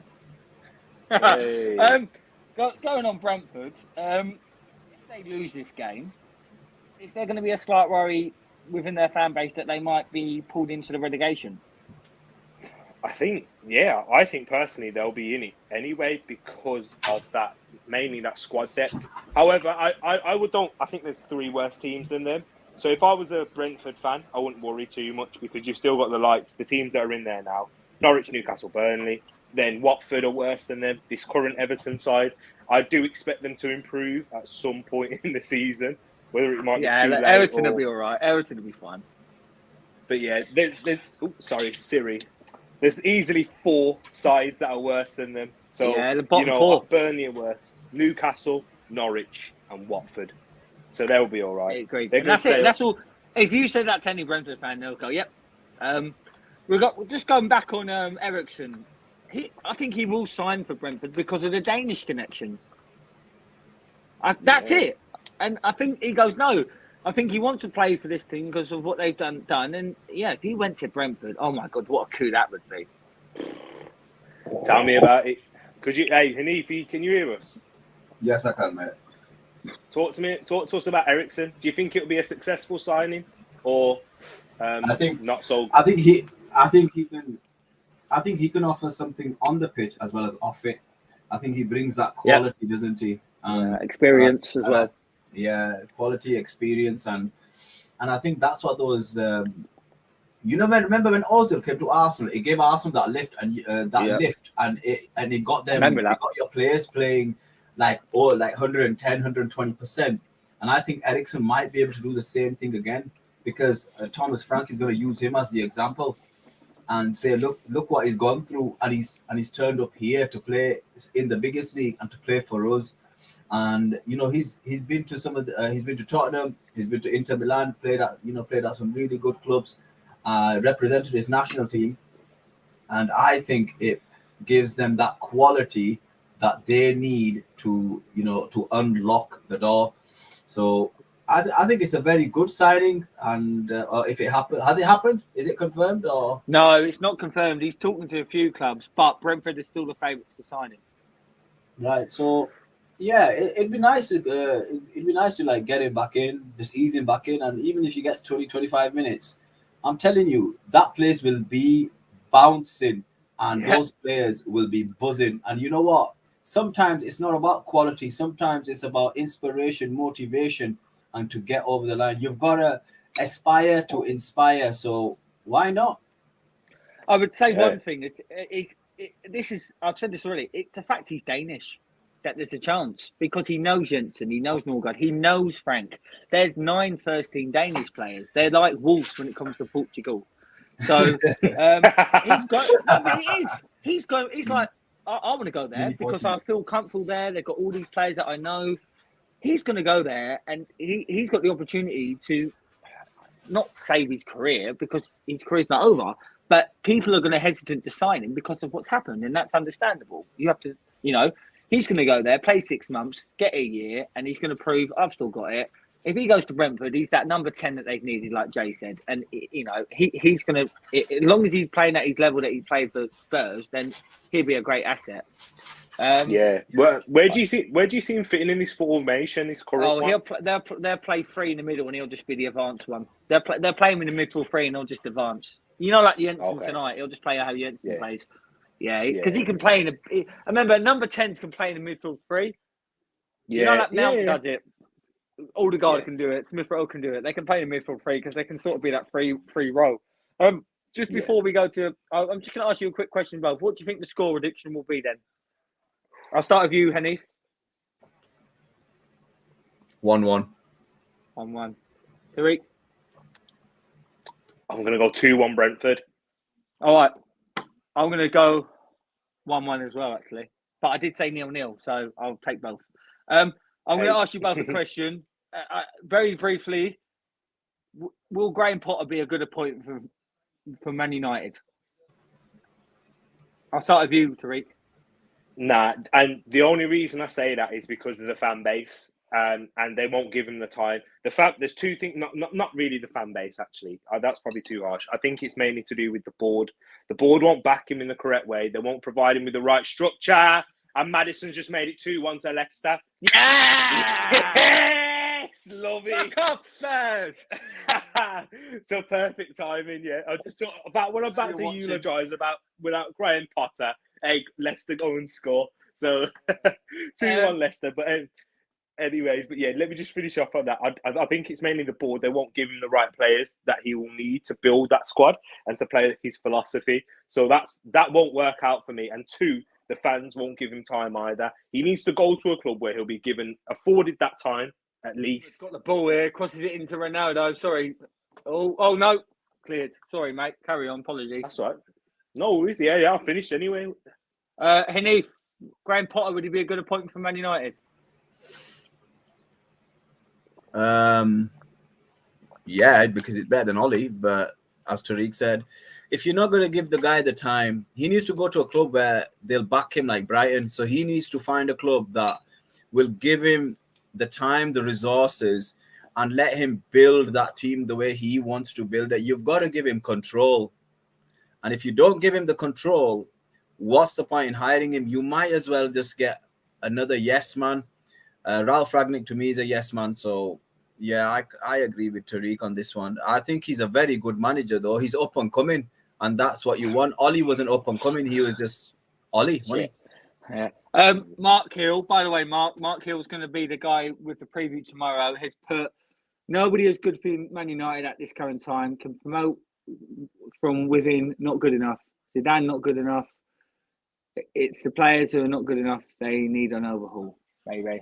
Chance for Man United. They've had a couple of chances now at the moment. The thing is, Zidane's not proven anywhere else. However, he will probably be able to manage those big personalities though. It's he's managed. Well, he's done it for Real Madrid though. But this is the thing though. Real Madrid have a balanced squad. Like this Man United team don't. Man United. Agreed. I mean, They Real don't know Madrid, their best formation. They don't know their best team either. But usually, what Real Madrid, happens? what you see is United usually spend a lot more when they're not in the Champions League. Counter attack, Brentford. Counter attack. Brian. Here again, Jensen again. Yeah! Oh, he's done that 3 times now. This is where Tony needs to be further up. Yeah, where is Tony? He's right. trying to run up. If Tony's there, he's scoring one of them 3 chances. Am I wrong or am I right? Oh no, you're spot on. And like Jensen just keeps falling to the wrong man. Yeah, it's just It's just a poor effort. Mark Hill, by the way, if you're watching, get on the stream. Come on. Want to say thanks to down the middle, Shahan, for a little preview at half time. I know the connection's really poor there. I've been there. And Jay, thanks again for coming on very briefly. I appreciate everyone that's coming on. Tariq, Hanif, top guys. And like I said earlier on in the stream, a lot of the Brentford fans are all at the game today, like my normal regulars. And Luke's watching Tottenham lose at the moment, so we might see Luke. He might be a bit upset. Anyway, Tommy on the ball in the half of Brentford. Man United have been shit, and but I've seen them scoring. The thing is you have to be adaptable, and I don't think Ralph Ragnick is adaptable. He's thinking that they're pressing, but they're not pressing to the Premier League standard. The Premier League standard is different to the Bundesliga.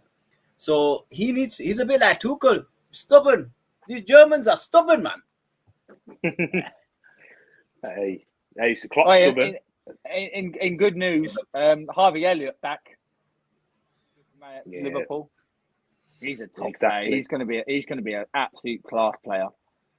Yeah, exactly that. I know. He came in. He started the season pretty well. Broke into that side. A lot of people questioning. He seemed to like take that right centre mid position, playing inside, linking up with Salah and Trent brilliantly. So he has been a miss for them, Harvey Elliott. Well, he can play everywhere though. He's like Foden. He can play in all 6 positions. Yeah. And when you can do that, then you're a top player. Anyway, Man United on the ball, left flank. I think that's Telles. Fred. Yeah, Brentford is sitting back here. Like I said, I think Brentford will take 0-0 now. Yeah, I know they should be winning, but they will take 0-0. Don't make no mistake about it. This is a game they'll take a point, and I know they should win it with the chances they've had, but. No, they won't take 0-0, Graham. They need friggin' 3 points. I want them to beat them. Brentford will take 0-0 if it's finished like this. Don't get me wrong. They want to win, but they'll go for the win. But if it ends up 0-0, they'll take that. Because at the end of the day, Brentford need 2 draws. They need 2 draws and 5 wins to stay up. David De Gea can't save them that many times, can he? Oh, that's not offside. Ronaldo's on. This is why, Graham, I don't think it will be 0-0 because Manchester United will get one of these opportunities. No, I know. And this is what I said. I think United are going to take an opportunity. So corner for Man United. Are you the same as me, Tariq? What are you on right now? Hanif is 15 seconds behind, so bless him. But I did this stream. What it was when he was on my stream. He was probably about a year behind. Yeah, well, Shahan was 2 minutes behind on Saturday. Corner by Man United, cleared. I think it was. When it's free, I can't see it. You just love it. Yeah, it doesn't matter. You're watching it, innit? I can't stand streams that behind because if someone says something, I'm like, fuck off. Yeah, trust me. All right. Yeah, same. I'm just gonna pop out for a sec, so I'll let you 2 commentate. If that's all right. Yeah, that's all right. We'll take the floor. Our channel now. So Honey, promote your channel all you want, Tariq, mate. All you want. Say whatever you want about your channel. Thank you, bro. Appreciate that. You see now, Hanif comes on. He gets his. So Hanif, I've got a question for you. Whilst we're watching this Man United game, ball whipped in, headed away. But yeah, are Chelsea in a top 4 race? Yeah. I said that to you. I don't know if I said it on Munzi Talks or if I said it on another show. I said that Chelsea are not careful. The other teams might catch up because we're drawing too many games. We're dropping too many points. And I always said that, Brighton's a team that I've been watching since last year. And I love the way they play football. And I don't know if you were on the same stream as Charlotte was about a couple of weeks ago where she was going off on one. I think you were. Yeah. And I said to her, I said to her, they can play ball. And I texted her yesterday and I said, I told you they can play ball. And she was blaming the players. And I said, you're not going to blame the manager for making subs at 80th minute. I go, that's not the players, love. That's the manager. So it's the thing is this: we're one-dimensional. I think everybody's figured us out, and he needs to change it up. And yes, we've got injuries like everyone else, but I'm not going to stand here and cry and say, "Oh, it's not fair." I think the only thing that we've not done, what other clubs have done, like City and Liverpool, is let's be a bit shrewd and take advantage of this whole postponement nonsense, and let's have a game postponed and get our players fit. But yesterday was very disappointing. It really was disappointing, and that's where we are at the moment. That's where we have to be honest. We're still on a very bad run. If we'd have half those games that we've drawn, if we'd have won them or lost them, we'd be in a much better position. But against City, until we didn't concede, it was poor. It was poor. Yeah, it was shocking. Like the way that you're playing against City. Remember, there's a lot of Chelsea fans, who were saying we got to be challenging for a title this year. And the two games you played against Manchester City, you've been absolutely bossed off the park by them and showed. And you can't blame injuries because in the first game you had a fully fit squad and you still got bossed. However, my question is to you, Annie. When is Reece James coming back? I think it's either late Feb or March. Okay, he'll be a big plus when he does come back. He will be, but we don't know where we're going to be, though. That's the problem. It's like United, because I said United will get their mojo back by March time, but how far will they be off the top four? That's that's what you're saying, because Arsenal, Spurs, Leicester, I don't know the other teams that are, and West Ham, they've got a chance to bridge that gap. I know Arsenal have got the North London derby, but you've got that opportunity now. Now, if you don't take the opportunity when it's presented to you, then that's due. But as I've said, I think it does more damage to Arsenal than good if you finish in the top four, because next season the expectation is going to be through the roof by your fan base. I know what your fan base is like; they're just unrealistic. Yeah. Of course, you want to build slowly. You want to build slowly. Yeah, unfortunately. Oh, Elanga with a chance. 1-0 Manchester United, and this is what we spoke about. A ball played through by Fred. We said it. I'm glad the young lad scored, though. They're shit and they'll score. They always fucking do. That's because Brentford not taking their chances. Good. He's quality, though, isn't he, Anthony Elanga, Graham? He's a good player. He's a good talent. He's a good player. I'm glad he scored. Because he played well last game, and he's a bright spark, and that's what you need. A team needs a spark, and that he's provided that spark. So yeah, let's have a look at this here, Fred. Yeah, he's marvelous. Credit to Fred. That's a quality ball. A lot of you guys give Fred a lot of a lot of Man United fans give him a lot of grief. But I said going forward, he's got a few assists over the past 5 or 6 games, and United fans don't credit him with that. Yes, he's not a CDM. He never was a CDM at Shakhtar. So playing him in a position which doesn't get the best out of him, that's the manager's fault. But look at that. Are people going to thank Fred? Well done, Fred. But, Elanga, fair play, good run, and, it is what it is. Yeah, I stole that, but that's what they do. Shit their way. They shit their way.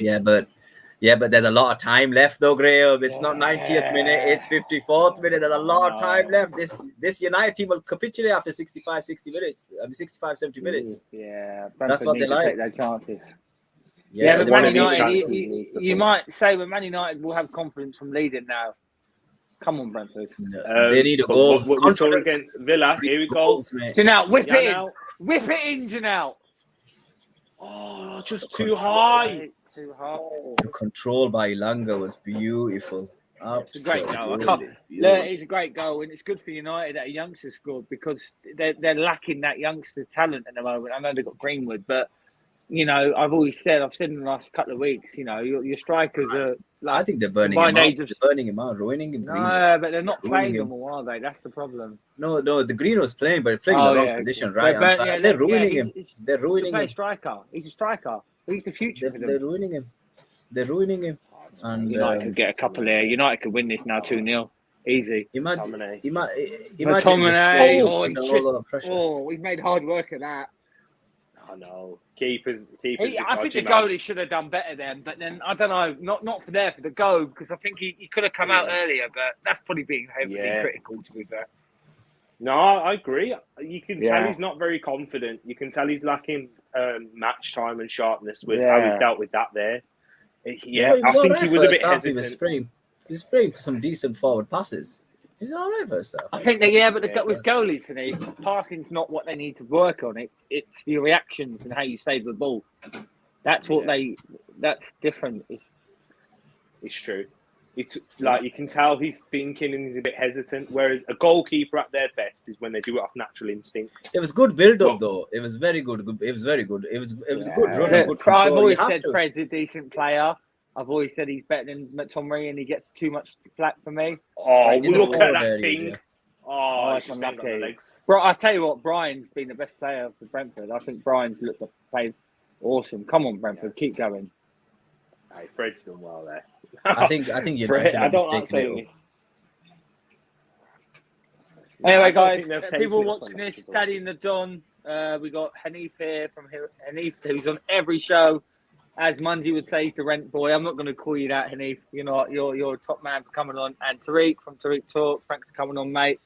I want to thank the fact that your MacBook's been soaked, so thanks. We might get for a reason. We might get a few people on a bit later, but we had a few guests, very quick cameos, but I know connection issues. But yeah, at the moment, guys, it's 58 minutes gone. It's 1-0 for Man United.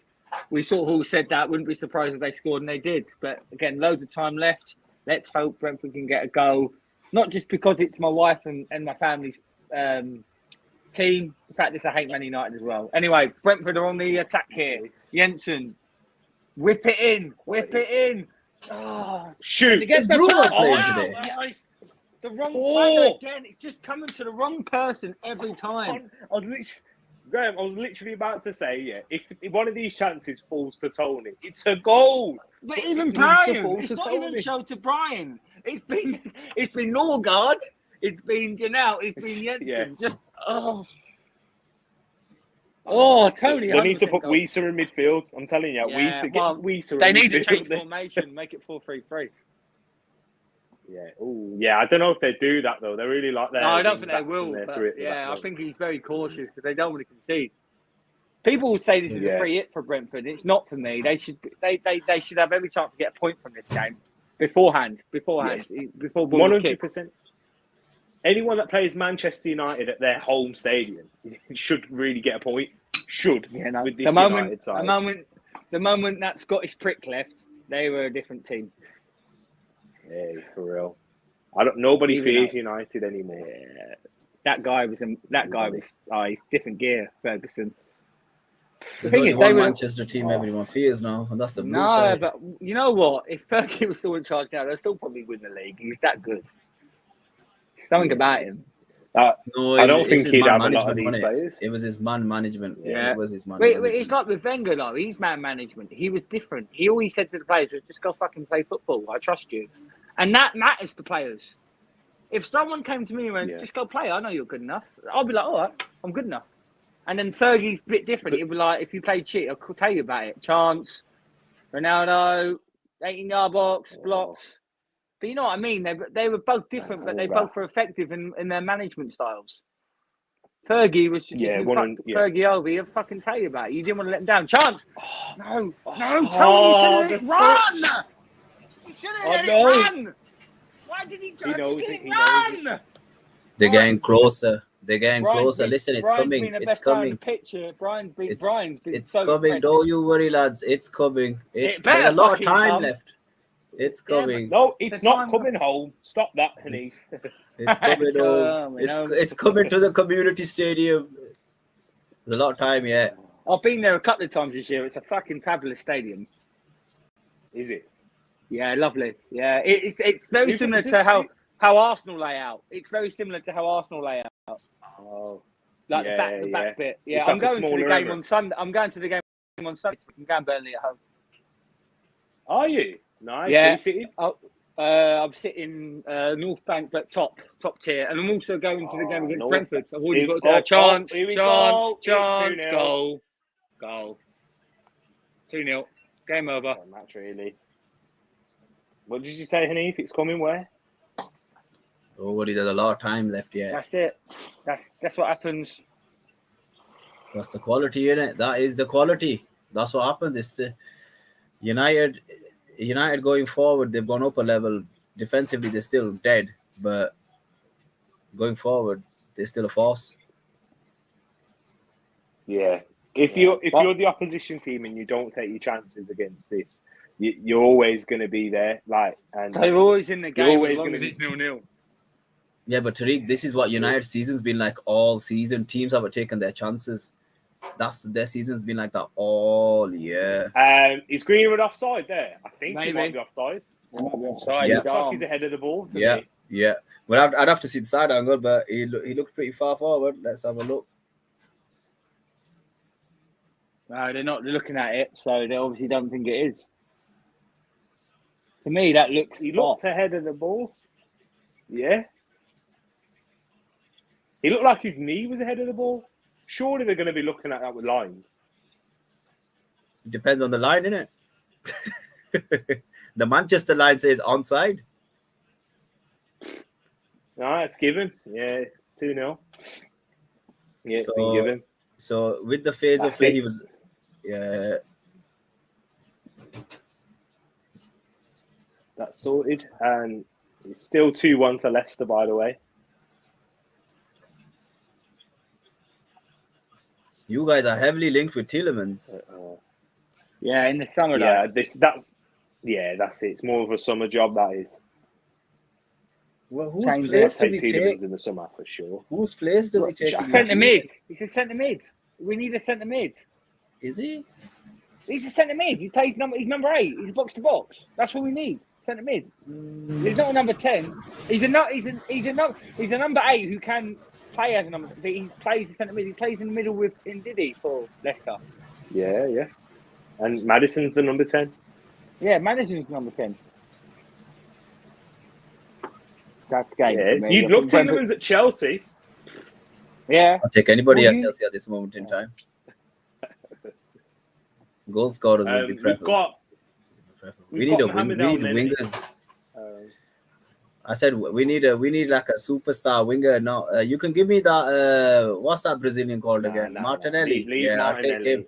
What's don't his need him. name? Respect, Yeah. Leaf. You keep your Callum Hudson-Odoi. Keep your Hackins here. He's all right. Callum's all right. It's just his decision making is like Rashford's is shocking. It's just shocking. He's But I Alex think he's all Iwobi right. 2.0. No, he's not. He's better. He's better than Iwobi. He's better than Iwobi. Who? I don't still a think he's young that lad. much better. He's still a young lad. So I he's think all, they're still- Baptiste and Henry just came on for Janelle and Canos, and now Wizard's coming on. So he'll probably, I think he'll come on for Sorensen. I think you've got to change formation now. What do you reckon, Yeah, lads? The still, comeback, is it on? 2-2. No, I think Brentford will score. I think it'll be 2-1. There we go. Watch I don't Man United make think it they've 3-0. got enough.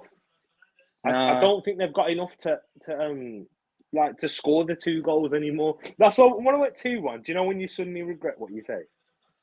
Well, I said I don't think they'll score 2. I was thinking, yeah, I really don't think they may score 1 just because of how bad United are. They might fall into their lap, but 2 goals for Brentford, nah. They should have. Harry Maguire's on the camera. Is he going to come on? Maguire, get warmed up, lad. Get warmed up. That's good Tottenham play. have just scored. Tottenham have just scored, I think. Oh, have they? Yeah. You're joking. They've You made got it they one have. 3-2. trouble, Oh, Louis. 3-2.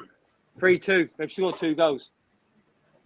There you go. The Bergwijn, Antonio Conte Bergwijn, effect. They've scored 2 goals in the last 2 minutes. And Oh my Bergwijn's the one they days, wanted to scored sell. off kick-off. They scored Bergwijn's off come on and kick-off. scored 2 goals in less than 2 minutes. Tottenham are winning 3-2. You joke. Leicester, You bottle do, jobs. you do know if they win all their games, they get top 4 easy. They might get third as well. They've got a lot of games in can't them, believe more than that. you guys.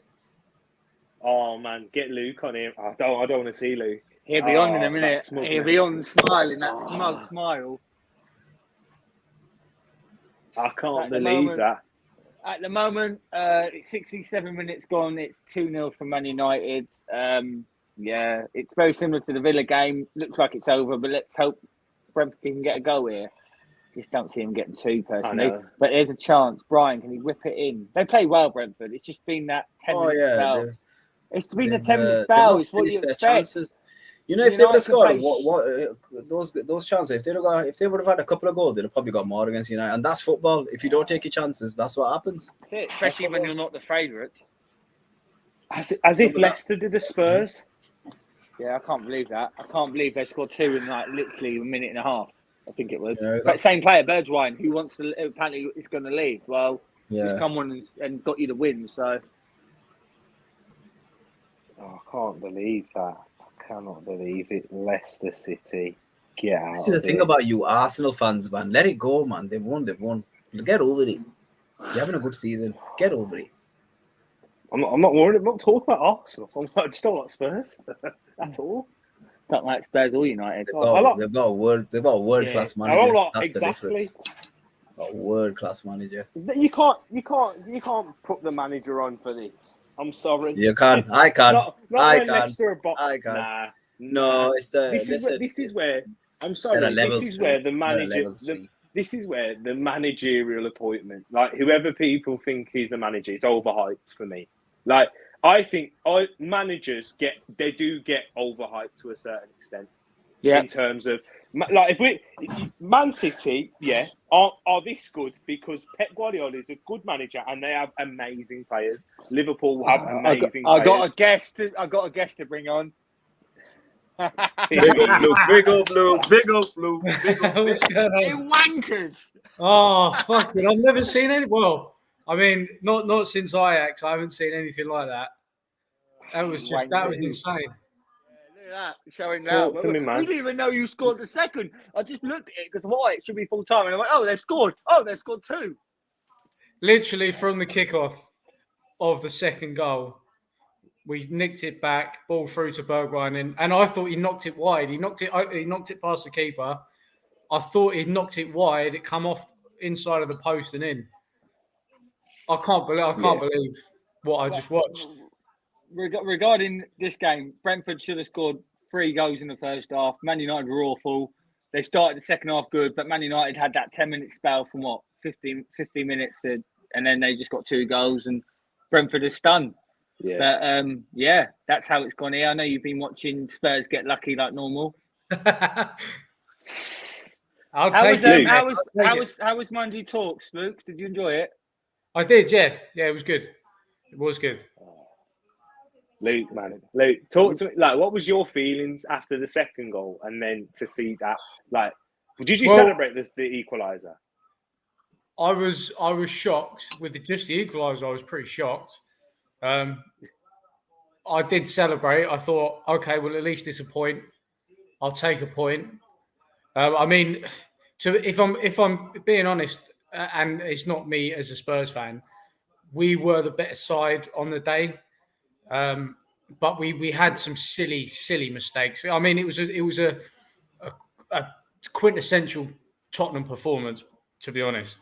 Dominate, large parts of the game, but concede stupid goals, and it was looking like we were gonna lose 2-1. But once that goal went in, I thought, okay, that's a point. And then I was interested to see how much time John Moss would allow. Obviously, it was enough just for us to sneak in that last minute goal. It was just unbelievable. And obviously, it looked like it was going to go from Conte's first loss in the league with us to turn it into 3 points and putting us above Arsenal as well, which is a massive thing. Luke, did Conte threaten them when you were 2-1 down or something, because you came back. They came back in the end, didn't they? Well, like I say, I mean, we were largely the better side. The first half, we had so many chances. I mean, Harry Kane hit the Big bar. up, Carl. He had another chance on goal where he just completely skied it. So we should have been up. We should have been up 2, possibly 3 goals. It was literally a Davinson Sanchez chance where he nonchalantly headed the ball, trying to guide it into the corner, that he should have just put his head through it. Ball then got from a goal kick, got cleared upfield, and Leicester went on to score. So it's those little things. And yeah, I mean, Ronaldo's hungry. take Ronaldo's nothing away. pissed. Take nothing away from Leicester. I mean, they took their chances when they came, which is what you've got to do in football. You know, you can play the best football in the world, but if you can't take the chances and score, then you know it's not worth anything. And we've seen that time and time again. We've seen that in the Brentford game. Yeah, exactly. You know, that is football. You know, it doesn't. You don't get any points for possession. You just it's about who gets the ball in the net more times than the other team. It. So That's I'll what just this flick game's on. all about. Yeah, just flicking onto the United game now. But look, I mean, from what you guys are saying, it's pretty much a foregone conclusion. Oh man, Carl, he's so Jekyll and Hyde. Yeah, even in 90 minutes, even within this game, one moment he's poor, next moment he goes on Ronaldinho runs. You just don't know what to expect. But yeah, that's just literally how the game's gone. And I wouldn't be surprised if Man United go and grab a third. To be fair, Luke. But do you know what, Luke? Talk to me, man. In terms of this, in terms of the majority, the overall aspect, you're now fifth, 1 point above Arsenal with a game in hand, and we still obviously got to play each other for that North London derby. Does that give you a lot more confidence going into the top 4 fight? Yeah, I mean, I think it's difficult to say because, like I said, I think we were the better side overall. Yeah. We were just unfortunate with how the game went. It looked like Leicester were gonna nick it from us. So I think maybe if we weren't as good, if we didn't play as well in certain areas, because tactically we set up perfectly. It's just not having quite enough quality there. It's the same that I saw from Brighton the other day. I thought Brighton, you could see their tactics were on point, but they just didn't have bar Lamptey. They didn't have the quality to actually put that game plan into action. So I think it does give me a bit of confidence. I think if we played worse and still got the 3 points, it would give me more confidence. Only because it just shows you're able to grind out those wins. The fact that we were able to get those 2 last-minute goals, I mean, obviously that just shows a mentality. But I also think, I don't know really what happened mentally with Leicester with those last 2 goals. Yeah. So we've seen it happen last season. To be fair, though, didn't we, Luke, against you guys as well in the last day? Yeah, exactly. I mean, to be honest, it was a very last-second decision to come on here when that last goal went in. I was sulking a little bit when we went down to 2-1, but those last two goals persuaded me to make an appearance. Yeah, so listen, hey, my you know my thoughts on Spurs as an Arsenal fan, but when you have a game like that, to be fair, you just got to give credit to the winning side. Yes, the Leicester's mentality is poor. Only has a shot, which is a weak shot, and it's blocked. But you know, it's unthinkable to have that. And Steven Bergwijn, is he even going to stay, Luke? He's actually. So they're in talks with Ajax at the minute. Ajax want him. But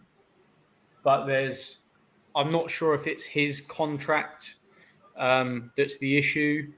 I know that there's some sort of holdout I'm not sure if we're asking for more money or whether it's the wages or I can't remember exactly because we've got so many things going on. Tanganga is another one that AC Milan are looking at. I don't quite understand that, but I'll happily sell him because he was not. He's too slow on the ball. He might suit Italian football, but on the ball, he's far too slow for me. I had that same thought in terms of Bergwijn. It's going to be interesting to see what happens in the next 2 weeks because just that burst of confidence. Maybe Conte's seen something. He's seen a mentality. Obviously, a lot of Conte, although he likes ability, he likes mentality even more. That's what he enjoys in players. And it's a goal. 3-0.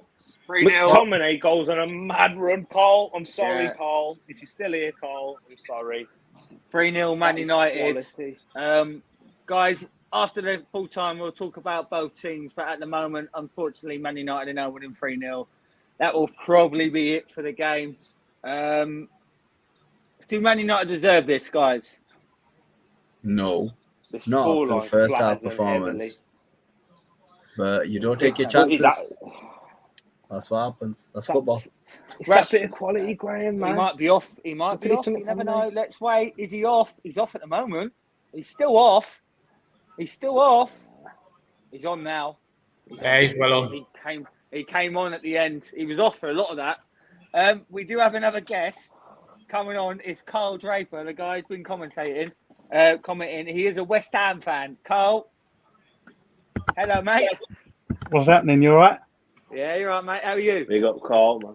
Just literally got in from work. Tired. See Man United are winning. Want to turn it off. You see the goal there? 3-0. Oh, that's a shame. Tomine, your boy, has a big. Oh, mate, I'm not going to swear, but I can't stand that geezer. I hate him so much.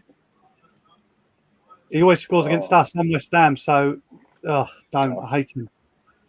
Regarding West Ham, do you lot can get fourth this year, or would you take fifth or sixth realistically? Oh, of course, I'd take fifth or sixth, but I think we've missed Zuma and Ogbonna the last few weeks, big time. I think Diop's a donkey, but we're still doing all right, considering I think us and City are the only team that have played every game we're supposed to. So to still be fourth is, what are we, fourth? Yeah, it's good. But we got United at the weekend, so get me on after that game. You'll see a good old bit of you and here's a goal. Chance, cross. Yeah, you'll be. I'll take fifth or sixth, 100%. Yeah. Watching, I don't know if you watched the whole game, but United were really poor in the first half. If they play like that against you, you've got every chance to win, Carl. No doubt about it, mate. Well, Zuma's back as well, but I only switched on about half hour in and I see Brentford miss a few chances. But I don't think, like Mark said in the comments, I don't think it's the manager's fault. I don't think the players want to play for him. Yeah. They've got too many egos. You've got Fernandes and Ronaldo that play together for their country but can't do nothing together on the pitch for Man United. And the worst I rate Fred. I rate Fred. Even the Portuguese manager doesn't tend to play Fernandes and Ronaldo that much in the bigger games because they don't really work with each other. Yeah, no, he didn't. Mark, can I just ask, since Zuma's arrived, how good has he been for West Ham? Probably behind Declan Rice, our best player. So I know I hate Maria. A few Chelsea fans, and they couldn't believe that he went. Oh man! But hey, that would be a good question for Mark. But it's good that Carl answered anyway. So yeah. I was thinking Mark. that's Hanif. So yeah, at the moment it's 3-0, 80 minutes gone. On the stream right now, we got Hanif been on here majority of the time. Chelsea fan, Tariq, fellow Arsenal. Carl, Tariq's got his own YouTube channel, Tariq Talks. He does streams. He's a good lad. And if you ever want to join, come on his channel. I'll let you on like I have. Obviously, you got Carl. You've your live stream debut. I know you've made a few videos for West Ham, and obviously Luke. We all know Luke by now. He comes on. He's my main man at the moment. He digs me out of every hole that I can dig out of. And he's a Tottenham fan, so that's why he's smiling. Oh no! Can I block Luke's screen? Is that possible? Oh, well, we've got a whole top 4 race in here. Yeah, we have. We got all the London clubs in here. Right, this is what you need to do now, Graham. Ask everyone who's finishing the top 4. I'll start with Luke. Who's finishing 4th? One name. Who's finishing 4th? Yeah. Tottenham.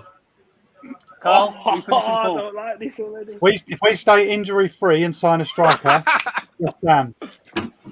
Tariq, who's finishing 4th? If not, Yeah, go on, carry on. Sorry. If we sign Vlahovic, sorry, carry on, Carl.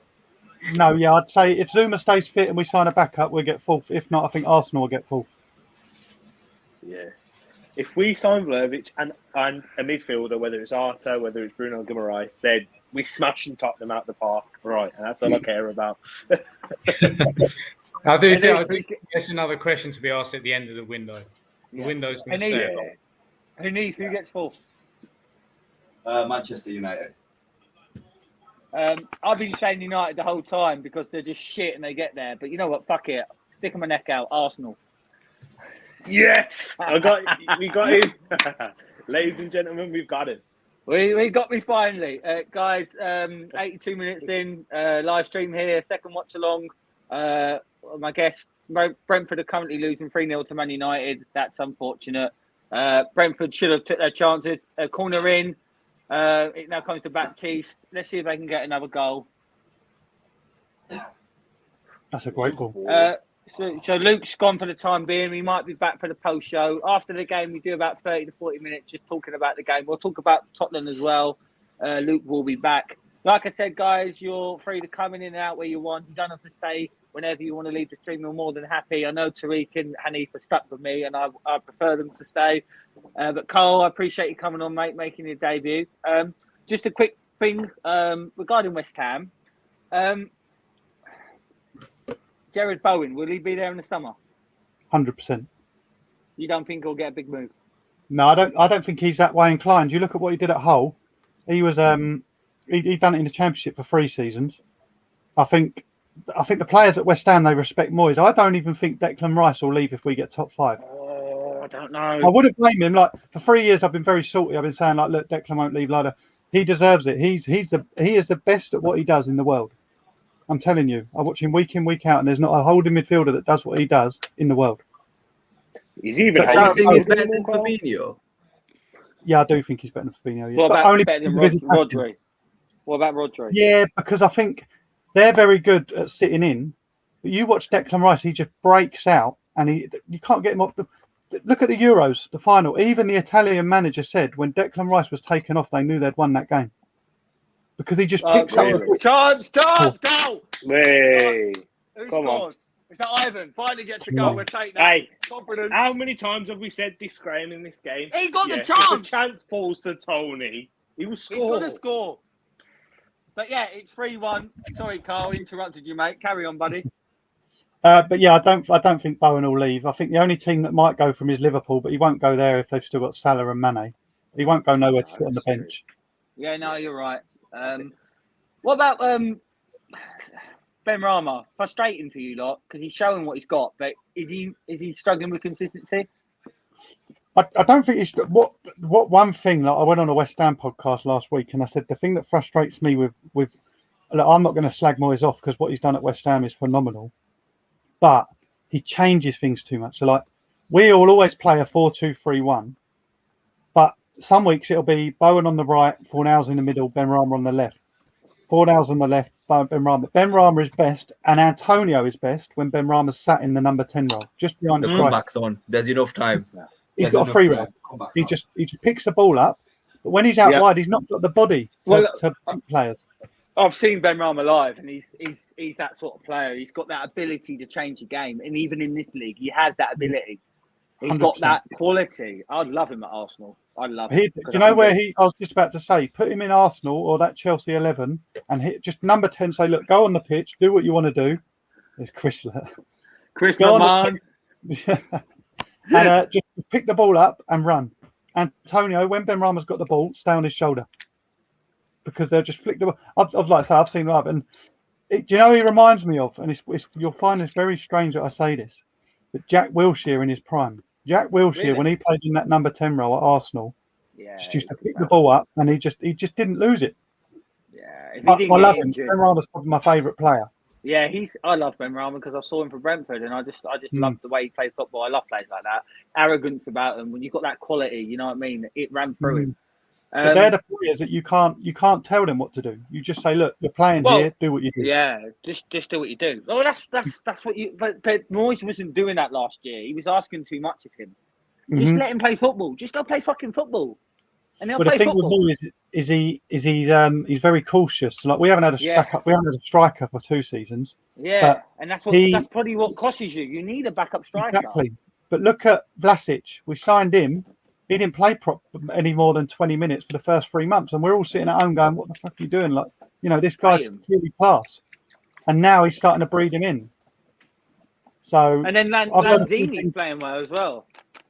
Yeah, luckily for us, he's just been pulled out of the Argentina squad. But yeah, I've heard today that we're looking at who were they said? Kamara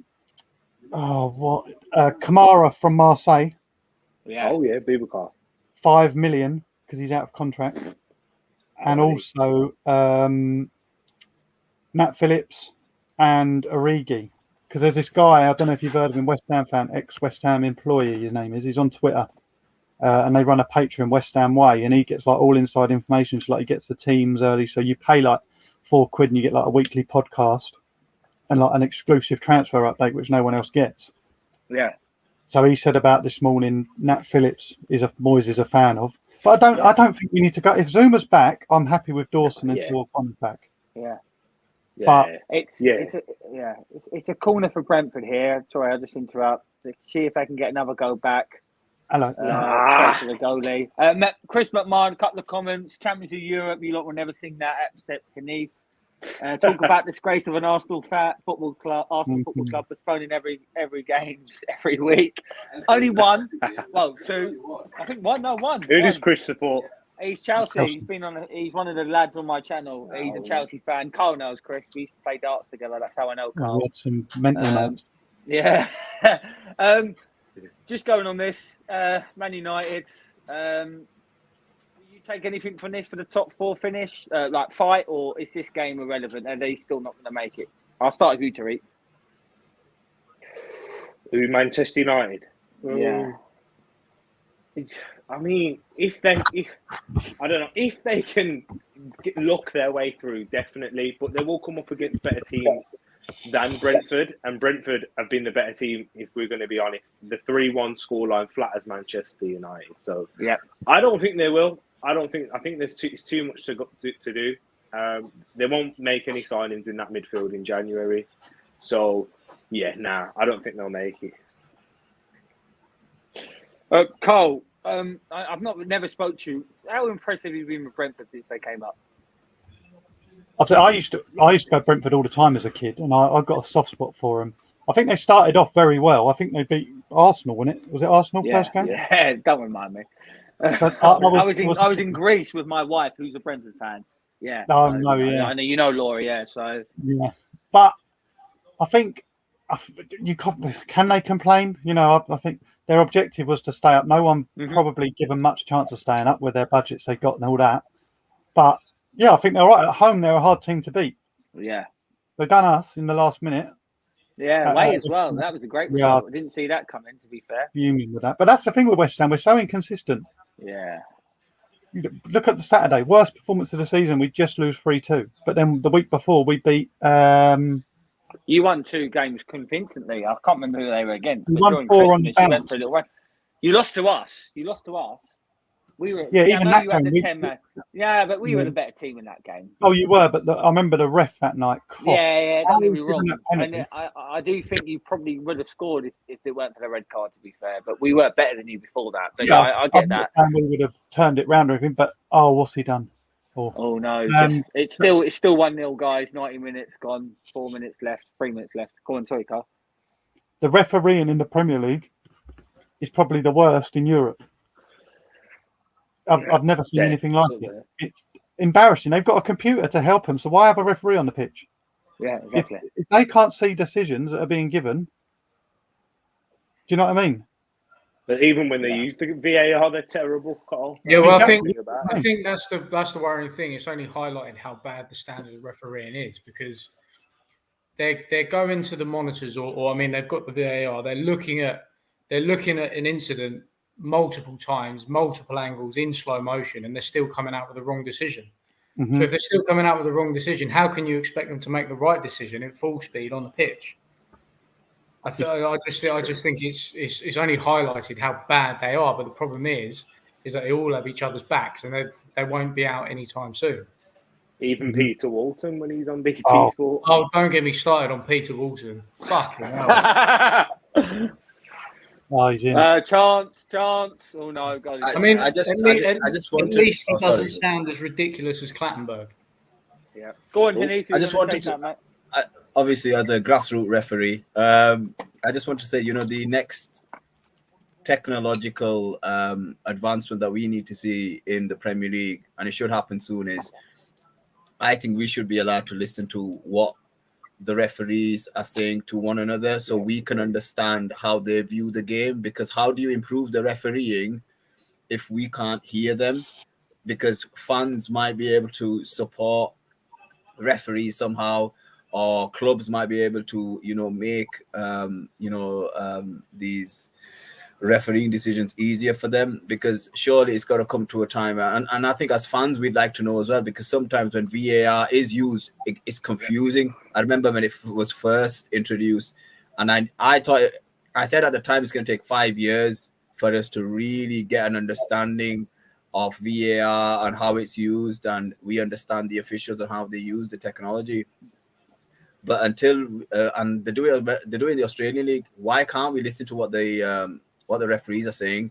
Because I think it makes it so much better for the fans and also the referees, because it will enable them to get better, in my opinion. And that's what you want. We just did a last minute, guys. 93rd minute. Carry on, Luke, mate. 93rd minute, still 3-1. Yeah, I think the thing with that, the comparison to rugby is a bit of a moot point. Only reason being is because of the respect that's actually in rugby as opposed to football. So I think there's a concern there about the language used and players talking to the ref and that being picked up. Also, I think there's a problem in terms of egos with the referees, that if they make an on-field decision, they don't like being called out on it. And I think they're sometimes a bit hesitant to go back. I think not all referees, time, guys. 3-1. I mean, any decent team would have won that game, but it's. So we'll talk briefly. We'll talk in a minute about. We'll discuss this game, and we'll discuss Tottenham versus Leicester. Carl, I know you're going to go shortly because you're only popping on. Just before you go, mate. What do West Ham need to do in the transfer market to get fourth place? A backup striker, 100%. Start playing Areola in goal. Fabianski's done nothing wrong, but Areola's a better goalkeeper, in my opinion. Areola, sign a backup. Keep our key players fit. Like this Ben Rama thing. He's gone to the African Cup of Nations. He ain't played a minute. I know we can't control that. But apart from that, like I say, I think just a backup striker, literally. Yeah. Keep Creswell Zuma fit. Sign someone to help Antonio out. Don't help him flying to Jamaica every other week. Yeah. That's it, I think. I'm not saying that'll get us. Cole. Yeah. No, that's Cole, just saying. Ben Rama might sorry. even come back. He might even come If back they lose. soon. Yeah, if they lose you want tomorrow. them to lose. Yeah. Just briefly on this game. Are you worried about Man United seeing this performance? No, we got them Saturday. I mean, I don't know where it is. I think it's at United, but if West Ham turn up, they'll beat Man United on Saturday if they play like that, and convincingly. Sorry, do you feel bad for Brentford because they deserve a bit more than that, or you got to take Yeah, from what obviously? I didn't see the bulk of the first half. That's when they were better. should've They scored. were better. Yeah. Yeah, I see the chances at the end, but yeah, Brentford can feel not hard done by because it was in their own shoes to score, put the ball in the net. But they will be frustrated that there's a table now. they will be frustrated that they didn't take the chances. 100%. Okay, Cole. Cole, I really appreciate you coming on. I'm sure you'll come on in the future and a few previews and streams. Anything else you want to say before you go, buddy?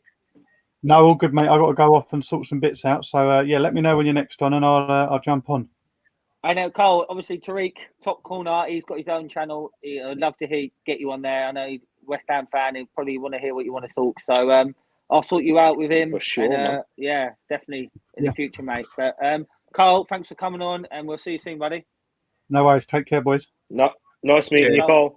See you later. Bye-bye. See you, man. Big up. All right, so Hanif, I'll start with you. Man United 3-1. Was that a fair result on reflection of the game? Damn right, United are the best team in the world. No, obviously not. Brighton should have really they should have scored, and the chances were falling to the wrong players. Ivan Toney, when's he going to start playing in that role where he's going to be the one taking those opportunities?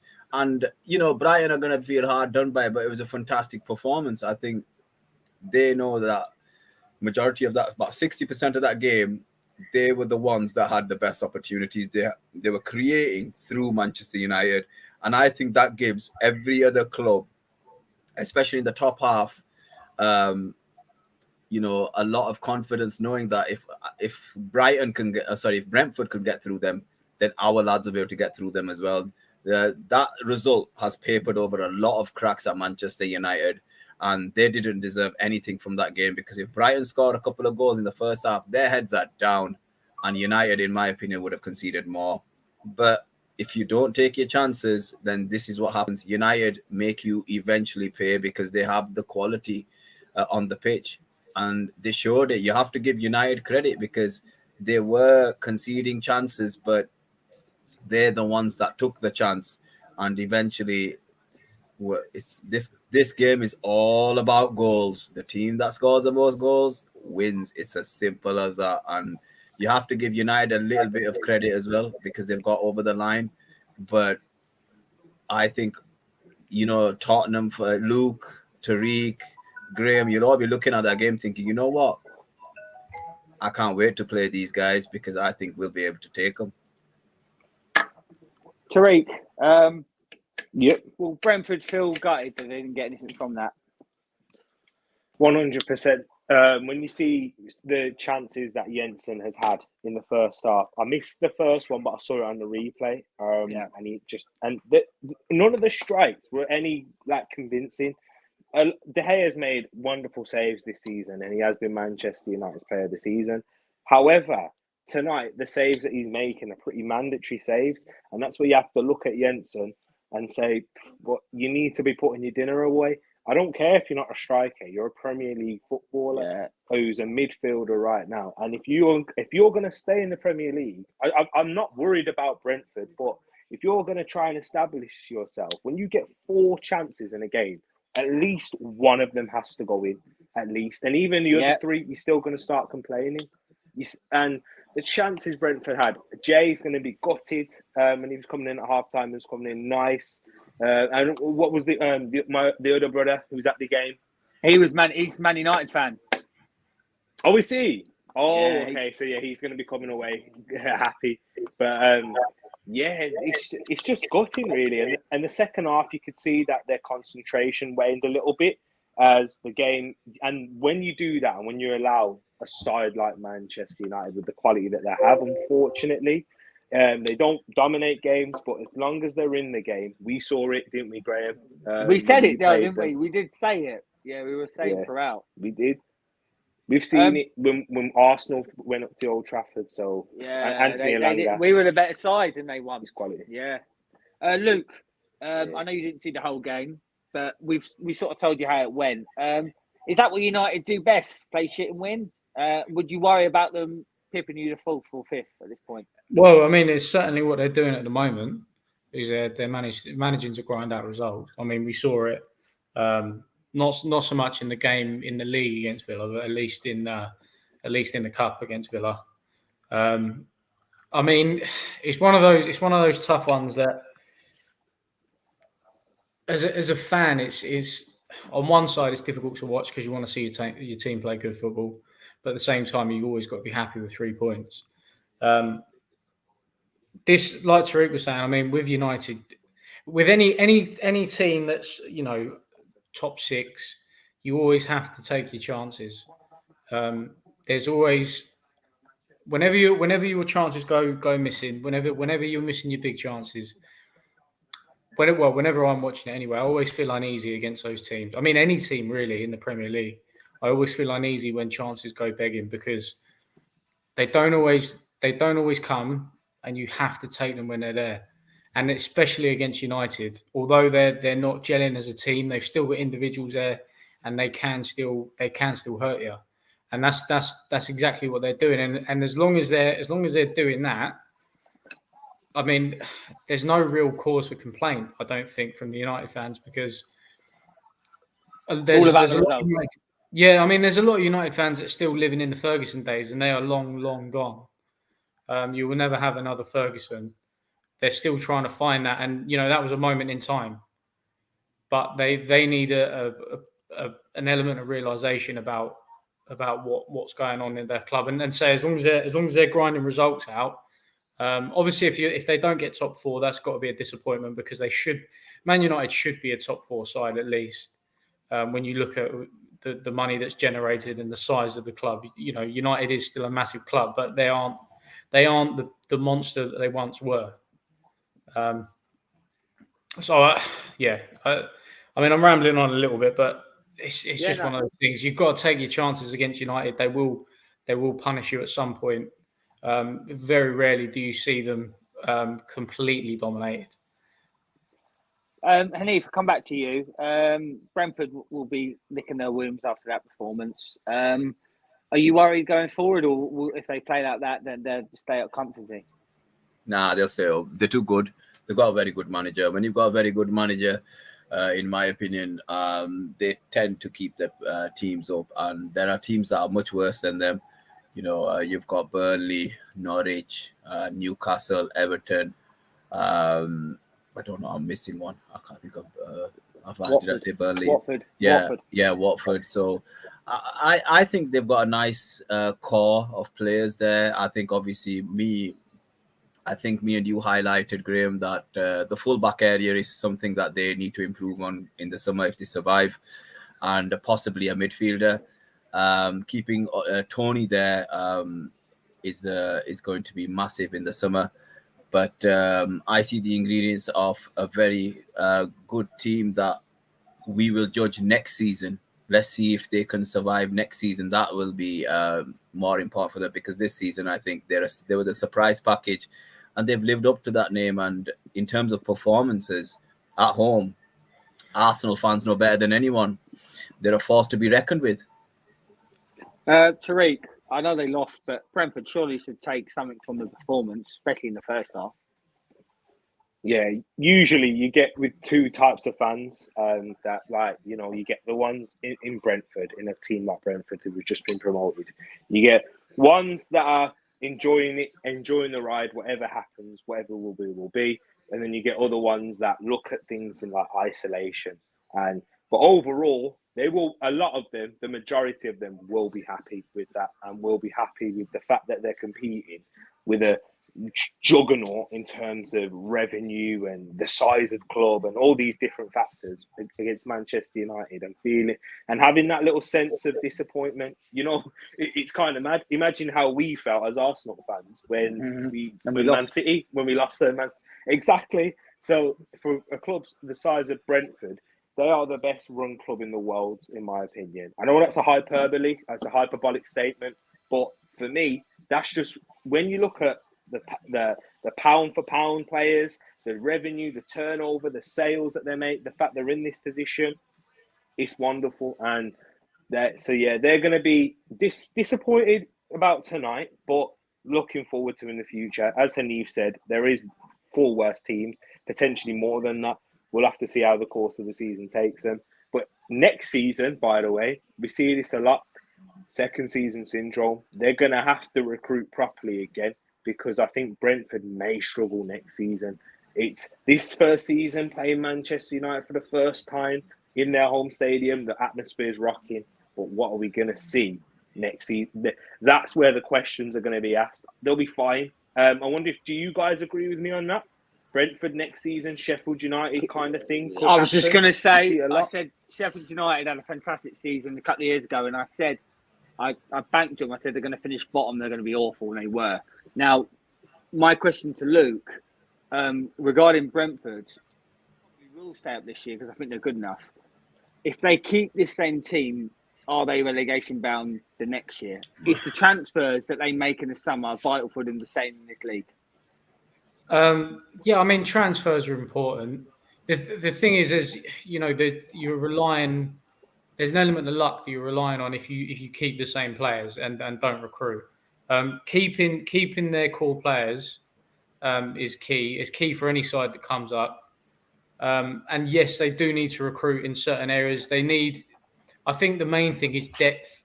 Depth is a massive thing because 1 or 2 injuries and it could just blow you out of the water and you're stuck. You're stuck wondering and fighting. I can see Brentford staying up next season. Like Tariq was saying, they're a well-run club. I think there's a different feeling about Brentford in the same way that there was a different feeling about Leeds when they came up. I know I've been comparing Leeds and Brentford quite a bit, but I can see similarities in playing attractive football. And I think, like Tariq again was saying, Brentford is a better run club than Leeds is.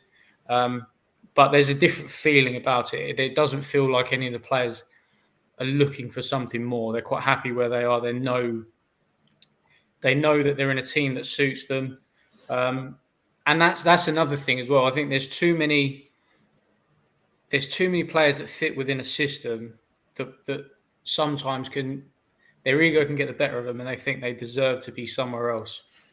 And they let go of the things that got them to the dance in the first place. Yeah. Like going back many years, Wimbledon, that was just a collection of players that worked. They weren't the best players in the world. They understood what their style of football was, and they got success out of it. They didn't try to be anything else. There was 1 or 2 players that wondered, but I think you have to understand what your limitations are and what's best for your own game. So I do think they could, but I think they would need to strengthen 2 or 3 solid signings. They don't need anything major, but they just need to. The thing is with the modern game is you have to get better every season. That's just the way football is now, and it's very hard to move forward while standing still. You have to accentuate what you have.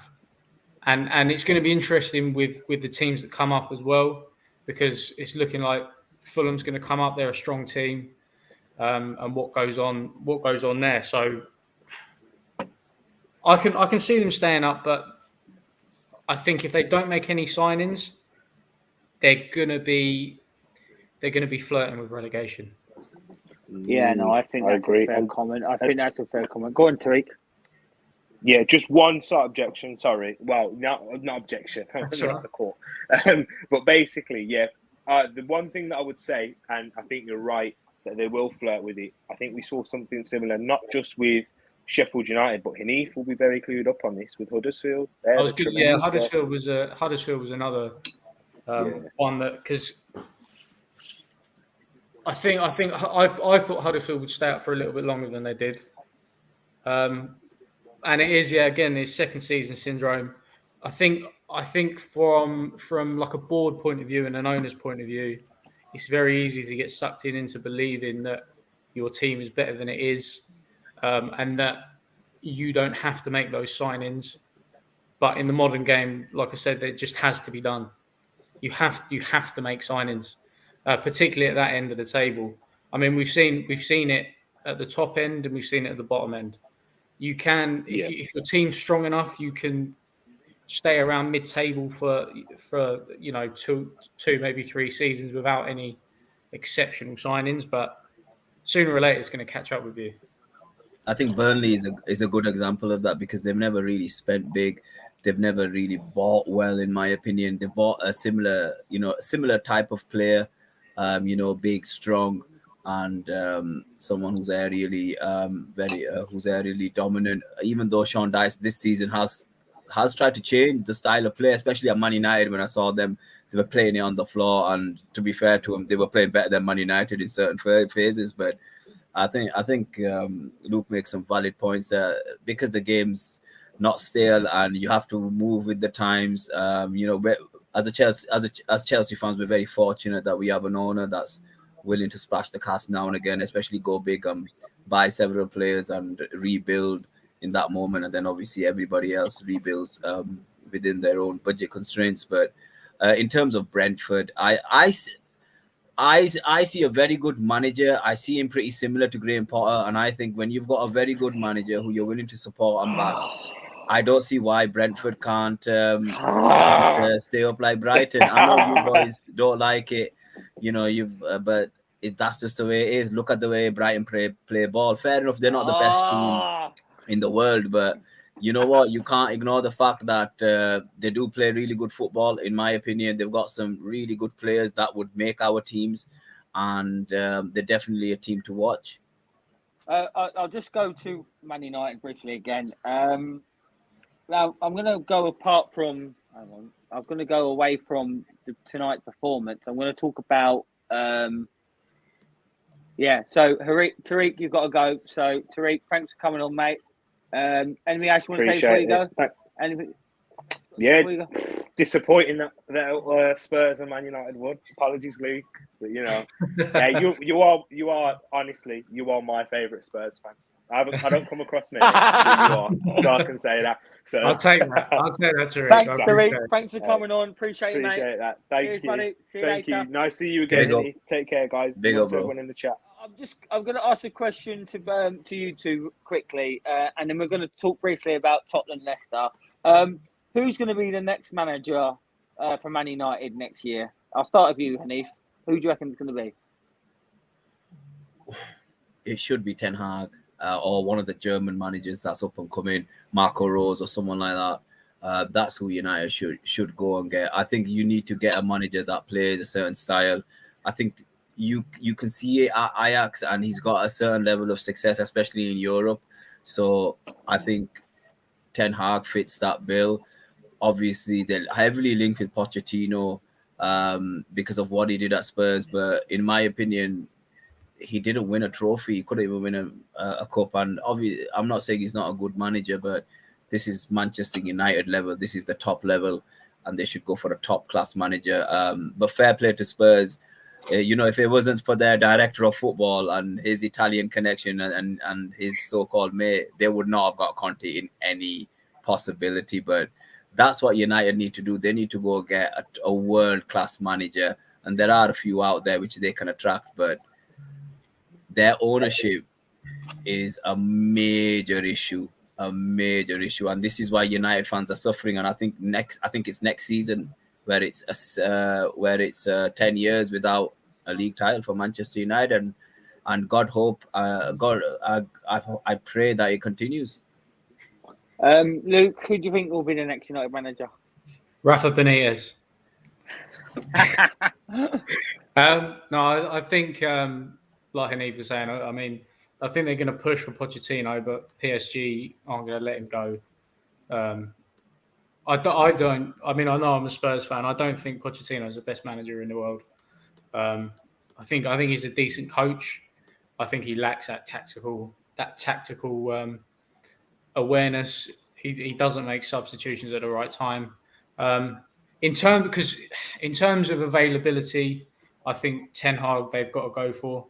It seems to be easier to get the managers from Germany. They'd like to come over here quite a bit.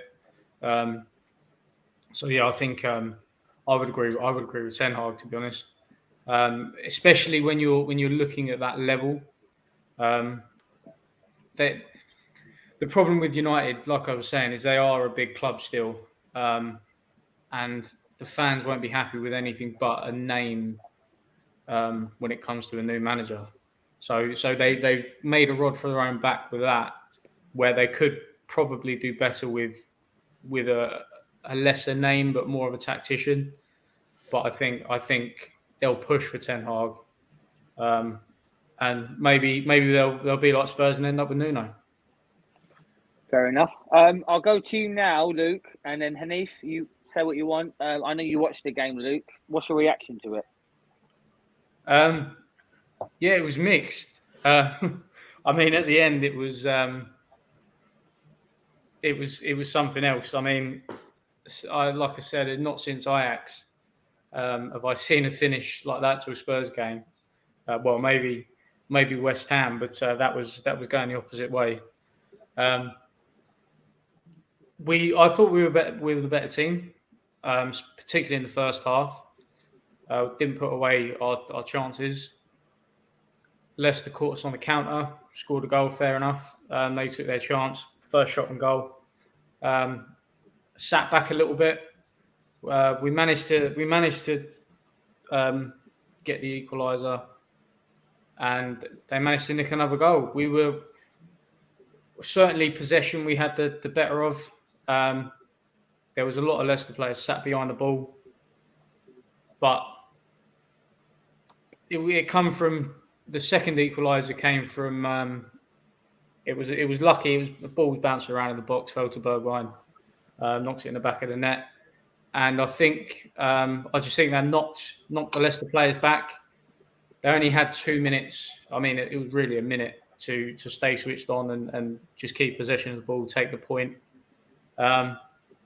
Switched off. We managed to get the ball back through to Bergwijn, and he knocked it in for the winner. I would say on balance, I thought we deserved to win in terms of the game as a whole. But when you look at obviously Leicester taking their chances, they've got to be bitterly disappointed to not get anything out of that game. Hanif, I know obviously you didn't see the game, but is this the sort of result that gives the Spurs the confidence to be in that top four? 100%. Listen, they've got a world-class manager. I rate Antonio Conte very highly as a former Chelsea manager. He won the Premier League. Luke, listen, that's why do you think Luke's confident? Luke's confident because Conte's there. They're not going to mess about in training. Yeah, exactly. And I'm telling you, they have got a chance, but they need to back the manager. If they don't back the manager and they don't get him, I would say a midfielder and a defender at most. I think then top 6 or 7. That's where that's why I made a caveat earlier in terms of seeing where we're at when the window closes. There's a lot of talk about the signings that Conte wants to make. They're still supposedly looking at 3 signings before the end of the window. He's highlighted, I think it was a right wing back, a central defender, and a central midfielder as his positions. And I think that's right. Like Tariq got onto earlier about Bergwijn, it'd be interesting to see what happens, whether he's turned Conte's head a little bit. Supposedly he was deep in discussions with Ajax, but something wasn't quite clicking there. So maybe if that falls through, Conte might reconsider keeping him. So yeah, I mean, we've definitely need to improve certain areas. I thought Højbjerg was pretty poor today, to be honest. He had a lot of opportunities. They went begging. Obviously, the right wing back position has been highlighted many times. With Emerson, he's okay defensively, but going forward, he doesn't really have much. Doherty's just been Doherty since he's been there. He wasn't too bad. He wasn't too bad. I mean, he came on for the second half. I believe it was an injury to Emerson, and he did okay. He didn't do too bad, but I expect less of him anyway. So I'm impressed just by him being able to keep the ball by his feet. I'm still a little bit lost for words in terms of the finish. It's one of those things where I think as a neutral, obviously, it's great to see in football. It's the reason why you love football. It's not so great when you're on the other end of it, though. Watching the game, I wasn't confident. When we conceded the 2 goals, I wasn't confident, and it didn't it didn't feel like 3 points at the end of it. Hanif, yeah. go on, So Hanif. Carry on, mate. Carry on. I was just gonna say, look, fully respect what Luke is saying, and if you look at since Conte's arrived, if you look at the level that Harry Kane's found himself back at, it's no surprise. And this is the type of manager that will inspire and take Tottenham to another level if he stays there and they give him the support. I believe Tottenham, within 3 to 5 years, could challenge for the title under Conte. That, in my opinion, he's that damn good because he's proven it, he's won it, and I know Arsenal fans can say whatever they want. I know Arsenal fans can nod their heads and stuff, but I just think for. I think Spurs are over. That's the worst. I think Spurs are overachieving. I think Spurs are overachieving, in my opinion, with the squad they've got. Spurs have got 5 good players. They've got 5 good players, and those 5 players are Son, Kane, Højbjerg, Reguilon, and Luis. That's it. Højbjerg wasn't good today. He's not been fantastic. But he is a good player. He is a good player. The rest, Emerson's okay. The rest, Romero's your best centre back. Sanchez is a David Luiz in disguise. Dyer's Dyer. I don't rate Skip. I don't rate Skip. I think Skip's a good player. He's good for someone like. Skip's a youngster, though, isn't he? He's a young lad. Yeah, but no, but he's still a young lad. He's like Winks. Winks is awful. There's nothing about Skip. There's nothing that makes me think. Winks did provide the assist for the first goal today. Yeah, no, they're both shit. I've been very critical of Winks. I've been very critical. Yeah, no, I don't think these guys need time, though, don't they? Yeah. These guys need time, though, like I said about Arsenal. There's nothing about Skip's game that makes me think he's a good player. There's nothing about Skip's game. Well, you haven't watched him then. Yeah, there's nothing for me. I'll be honest with you. I watched Skip for Norwich last year, Luke, and again in that league, I didn't see much. He was one of the players of the season. Yeah, championship. Right, but that's just a Gooner talking. That's just a Gooner. I know that's just a Gooner. You turned down your own. That's just a Gooner talking. I think Spurs, because of where they are in the league, if you look at it, they've got the most games, and even if Spurs can still finish fourth, they've got every ability to, and if they finish fourth, I wouldn't be shocked. I've got to wrap up soon because I've got to meet the wife, so I'll ask you a few more questions. Hanif, who's getting top 4? I know you said United earlier. Do you still believe that United will get it over Tottenham and Arsenal? Yeah, because of the quality. I think. Are they that better than both teams, though? Are they much better than Arsenal? They don't. Well, you guys turned up, played better than them, and you still couldn't beat them. So yeah, it's not about being better though. It's just about results. Yeah, it's not. It's about the result at the end of the day. Where the better team doesn't always win. Chelsea won the Champions League by not being the best team against Bayern Munich. But you won it in 2012, not being the best team, did you? Exactly. So we've won league games where we've been shocking. So performances don't matter. It's whether you can score the goals. The goals basically win you games, and that's something that this Chelsea team is lacking. But this Manchester United team is definitely not lacking it. I think they've got goals across the. It is, yeah. I mean, it's a concern. And strike. Yeah, it's a concern for me. This United team just being able to get the results. So of course we take it. That can only be from my point of view. They're doing what the old United team are. They're grinding out results, and if they're winning, no United fans are really going to complain because they got the 3 points. Every United fan knows that it's not going to be pretty, but it doesn't have to be. It's about getting if you said to Luke today and me yesterday, do you want to play great football or do you want the result? I'd have said the result, and I think Luke would have taken the result. Leicester's a tough game. That was as obviously a Tottenham fan, that was our poison chalice for a long, long time. It became more about the style of football than the results itself, and there was a pride on the style of football. And don't get me wrong, at that time we were fantastic to watch, but if it's not producing results, it's not worth anything. It's about winning trophies at the end of the day. And That's it. You've got to win the earlier, trophies. and I think and this is the thing about Pochettino. One thing that I think he should have done is he should have gone for a league title or an FA Cup and said, you know what, forget the league this year. Let's win a cup. Let the fans celebrate something, and then that's how you bring a winning mentality. He had the opportunity. He had the opportunity to. No, I know. That's what I mean. He didn't, because he went for the bigger prizes, and that's what cost. No. But what I mean is, by he had the opportunity. I mean, it's not as if we didn't make cup finals. We made a few cup finals, but there were a couple of semis. There was one semi against us where you played us off the park, but Matic scored. That super goal, but what I'm saying is, in my opinion, right, you should have concentrated more on the cups rather than the league.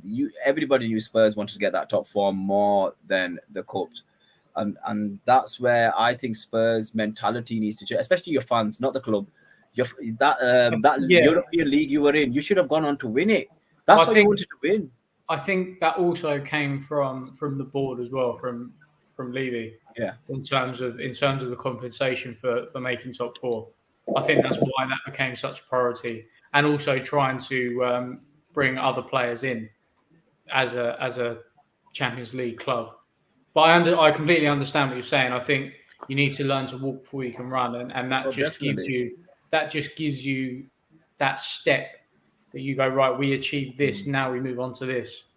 It's like West Ham are kind of going through that phase now where they've got a really good, nucleus of players. Now, what are you going to show for it if you don't win something in the next 2 or 3 years? You're going to lose Jared Bowen, Declan Rice, and whoever the best Ben Rama on these. They're not going to stick around, because the Arsenals, the Manchester Uniteds, the Man Cities, and so are going to come in and take your best players. That's just the way it is. So when you've got a decent squad and you're in the top 6, top 7, go and win a bloody trophy. I remember as a kid, we won the FA Cup, the 3rd European title, a League Cup, and I was buzzing because I knew we were never going to win the league. But these clubs today and the fans' expectations are stupid, in my opinion. Yeah, agreed. I've got to go shortly, but before I go, I've got a Chelsea and I've got a Tottenham fan, and I believe the next game is... We're playing on Sunday, Chelsea West Tottenham. So, not too long, lads. I'll start with you, Luke. Give me a very brief prediction. Give me a scoreline. To be honest, it's quite hard at the moment because Chelsea are up and down. Mentality-wise, I can see them being on a bit of a dip. Obviously, we've got a bit of momentum after this. Like I said, I think it's going to be interesting to see if any players have sort of caught Conte's attention after this game, particularly Bergwijn, obviously scoring the 2 goals. We've still got, I think Son's still out for this game, and Dyer as well. So we're a weakened side. We're lacking on that right-hand side. We can't exploit that. I'm not sure if Reece James is still out. So I think I'm going to have to cut it down the middle and go for a 1-1. Hanif, what do you reckon the score will be? This is the type of game we need. Our lads need to get up for it. But from what I'm seeing over the last 5 or 6 weeks, our manager doesn't play any other way apart from this one-dimensional way of playing football, and that's what worries me. We should beat them. We've beaten them recently. However, I'm not going to sit here and gloat that we're going to, because I think it's going to be a draw. I think it's going to be a dead draw as well, and because we are not creating enough. In my opinion, we don't have enough guys going down the wing, crossing the ball into Lukaku. He doesn't get many chances, whereas Harry Kane, on the other hand, is getting chances, and we all know what he does with most of his chances. They end up being goals. So, I'm going with Luke. I think it's going to be a draw. Unfortunately, I'd love to back the boys, but Thomas Tuchel, for me at this moment in time, he's not impressing me. He was my loser of the week last week. This week on Munzi Talks. And if we lose this game, he's going to be the loser of the week again, because we're playing one-dimensional football. We don't mix it up, as they say in cricket, and I want us to mix it up. I think we've still got the team for it. So I guess we'll have to wait and see. Just a quick question, Hanif. I mean, as a Chelsea fan at the moment, is it frustrating and a little bit concerning that you sort of don't know who's going to turn up?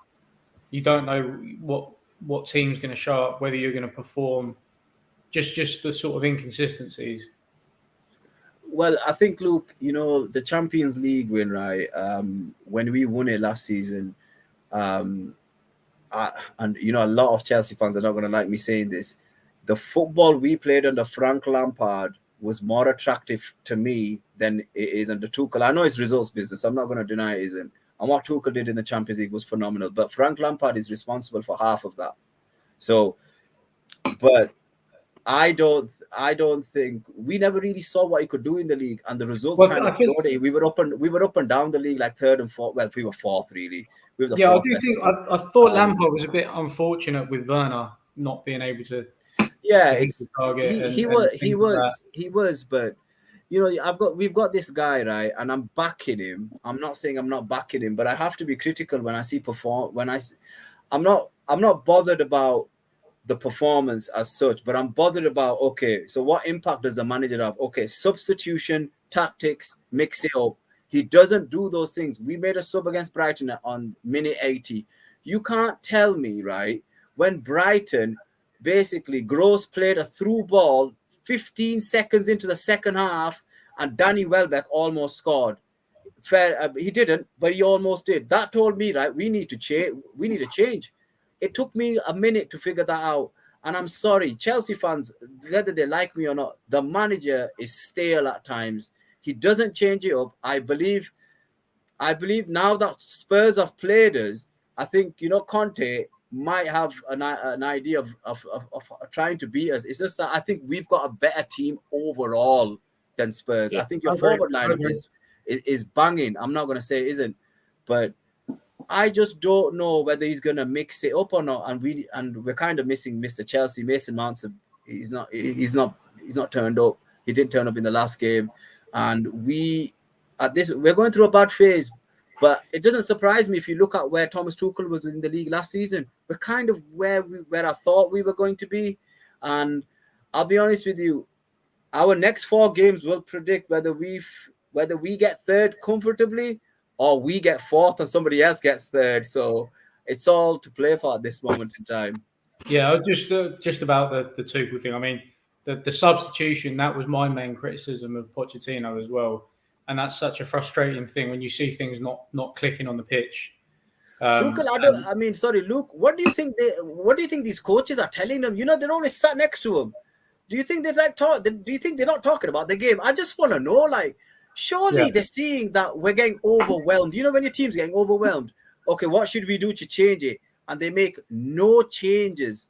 I know everybody. That was something that was refreshing. That was something that was refreshing for me when Mourinho came in. Is we were struggling. He brought Dyer off after 40 minutes because it wasn't working. And we ended up winning the game. And he came out afterwards. He said it was nothing to do with him personally, I could just see it wasn't working. And I think you need to have that conviction as a manager that, look, you have to first of all accept that your initial game plan is not working. You have to make adjustments, and you just have to try and make it work on the pitch. In the same way that if you're not playing well, you just have to try and find that goal, just get the result.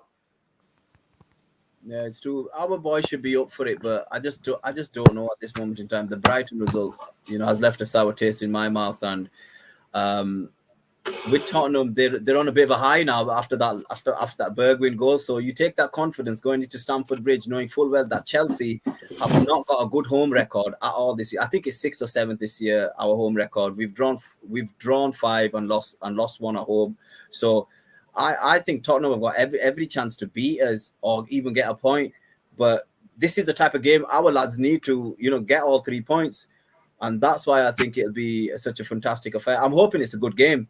But it could also be a dead game as well, because I know what both teams are capable of. All right, lads. I know we could talk forever. I know we could. I just want to, before we go, coming up on Daddy Nadon, Prem predictions should be up by the morning. It's regular Prem predictions. 10 people do a neutral game. Luke will be one of these 10 people as normal. And tomorrow evening at 5:30, myself and Phil the Daddy makes his live stream debut along with Mark Hill. We will be previewing week 23 games. Anyone else is welcome to join if they want to. Give me a message and I'll add you to the stream. Let me know. But at the moment, it's me, Phil, and Mark.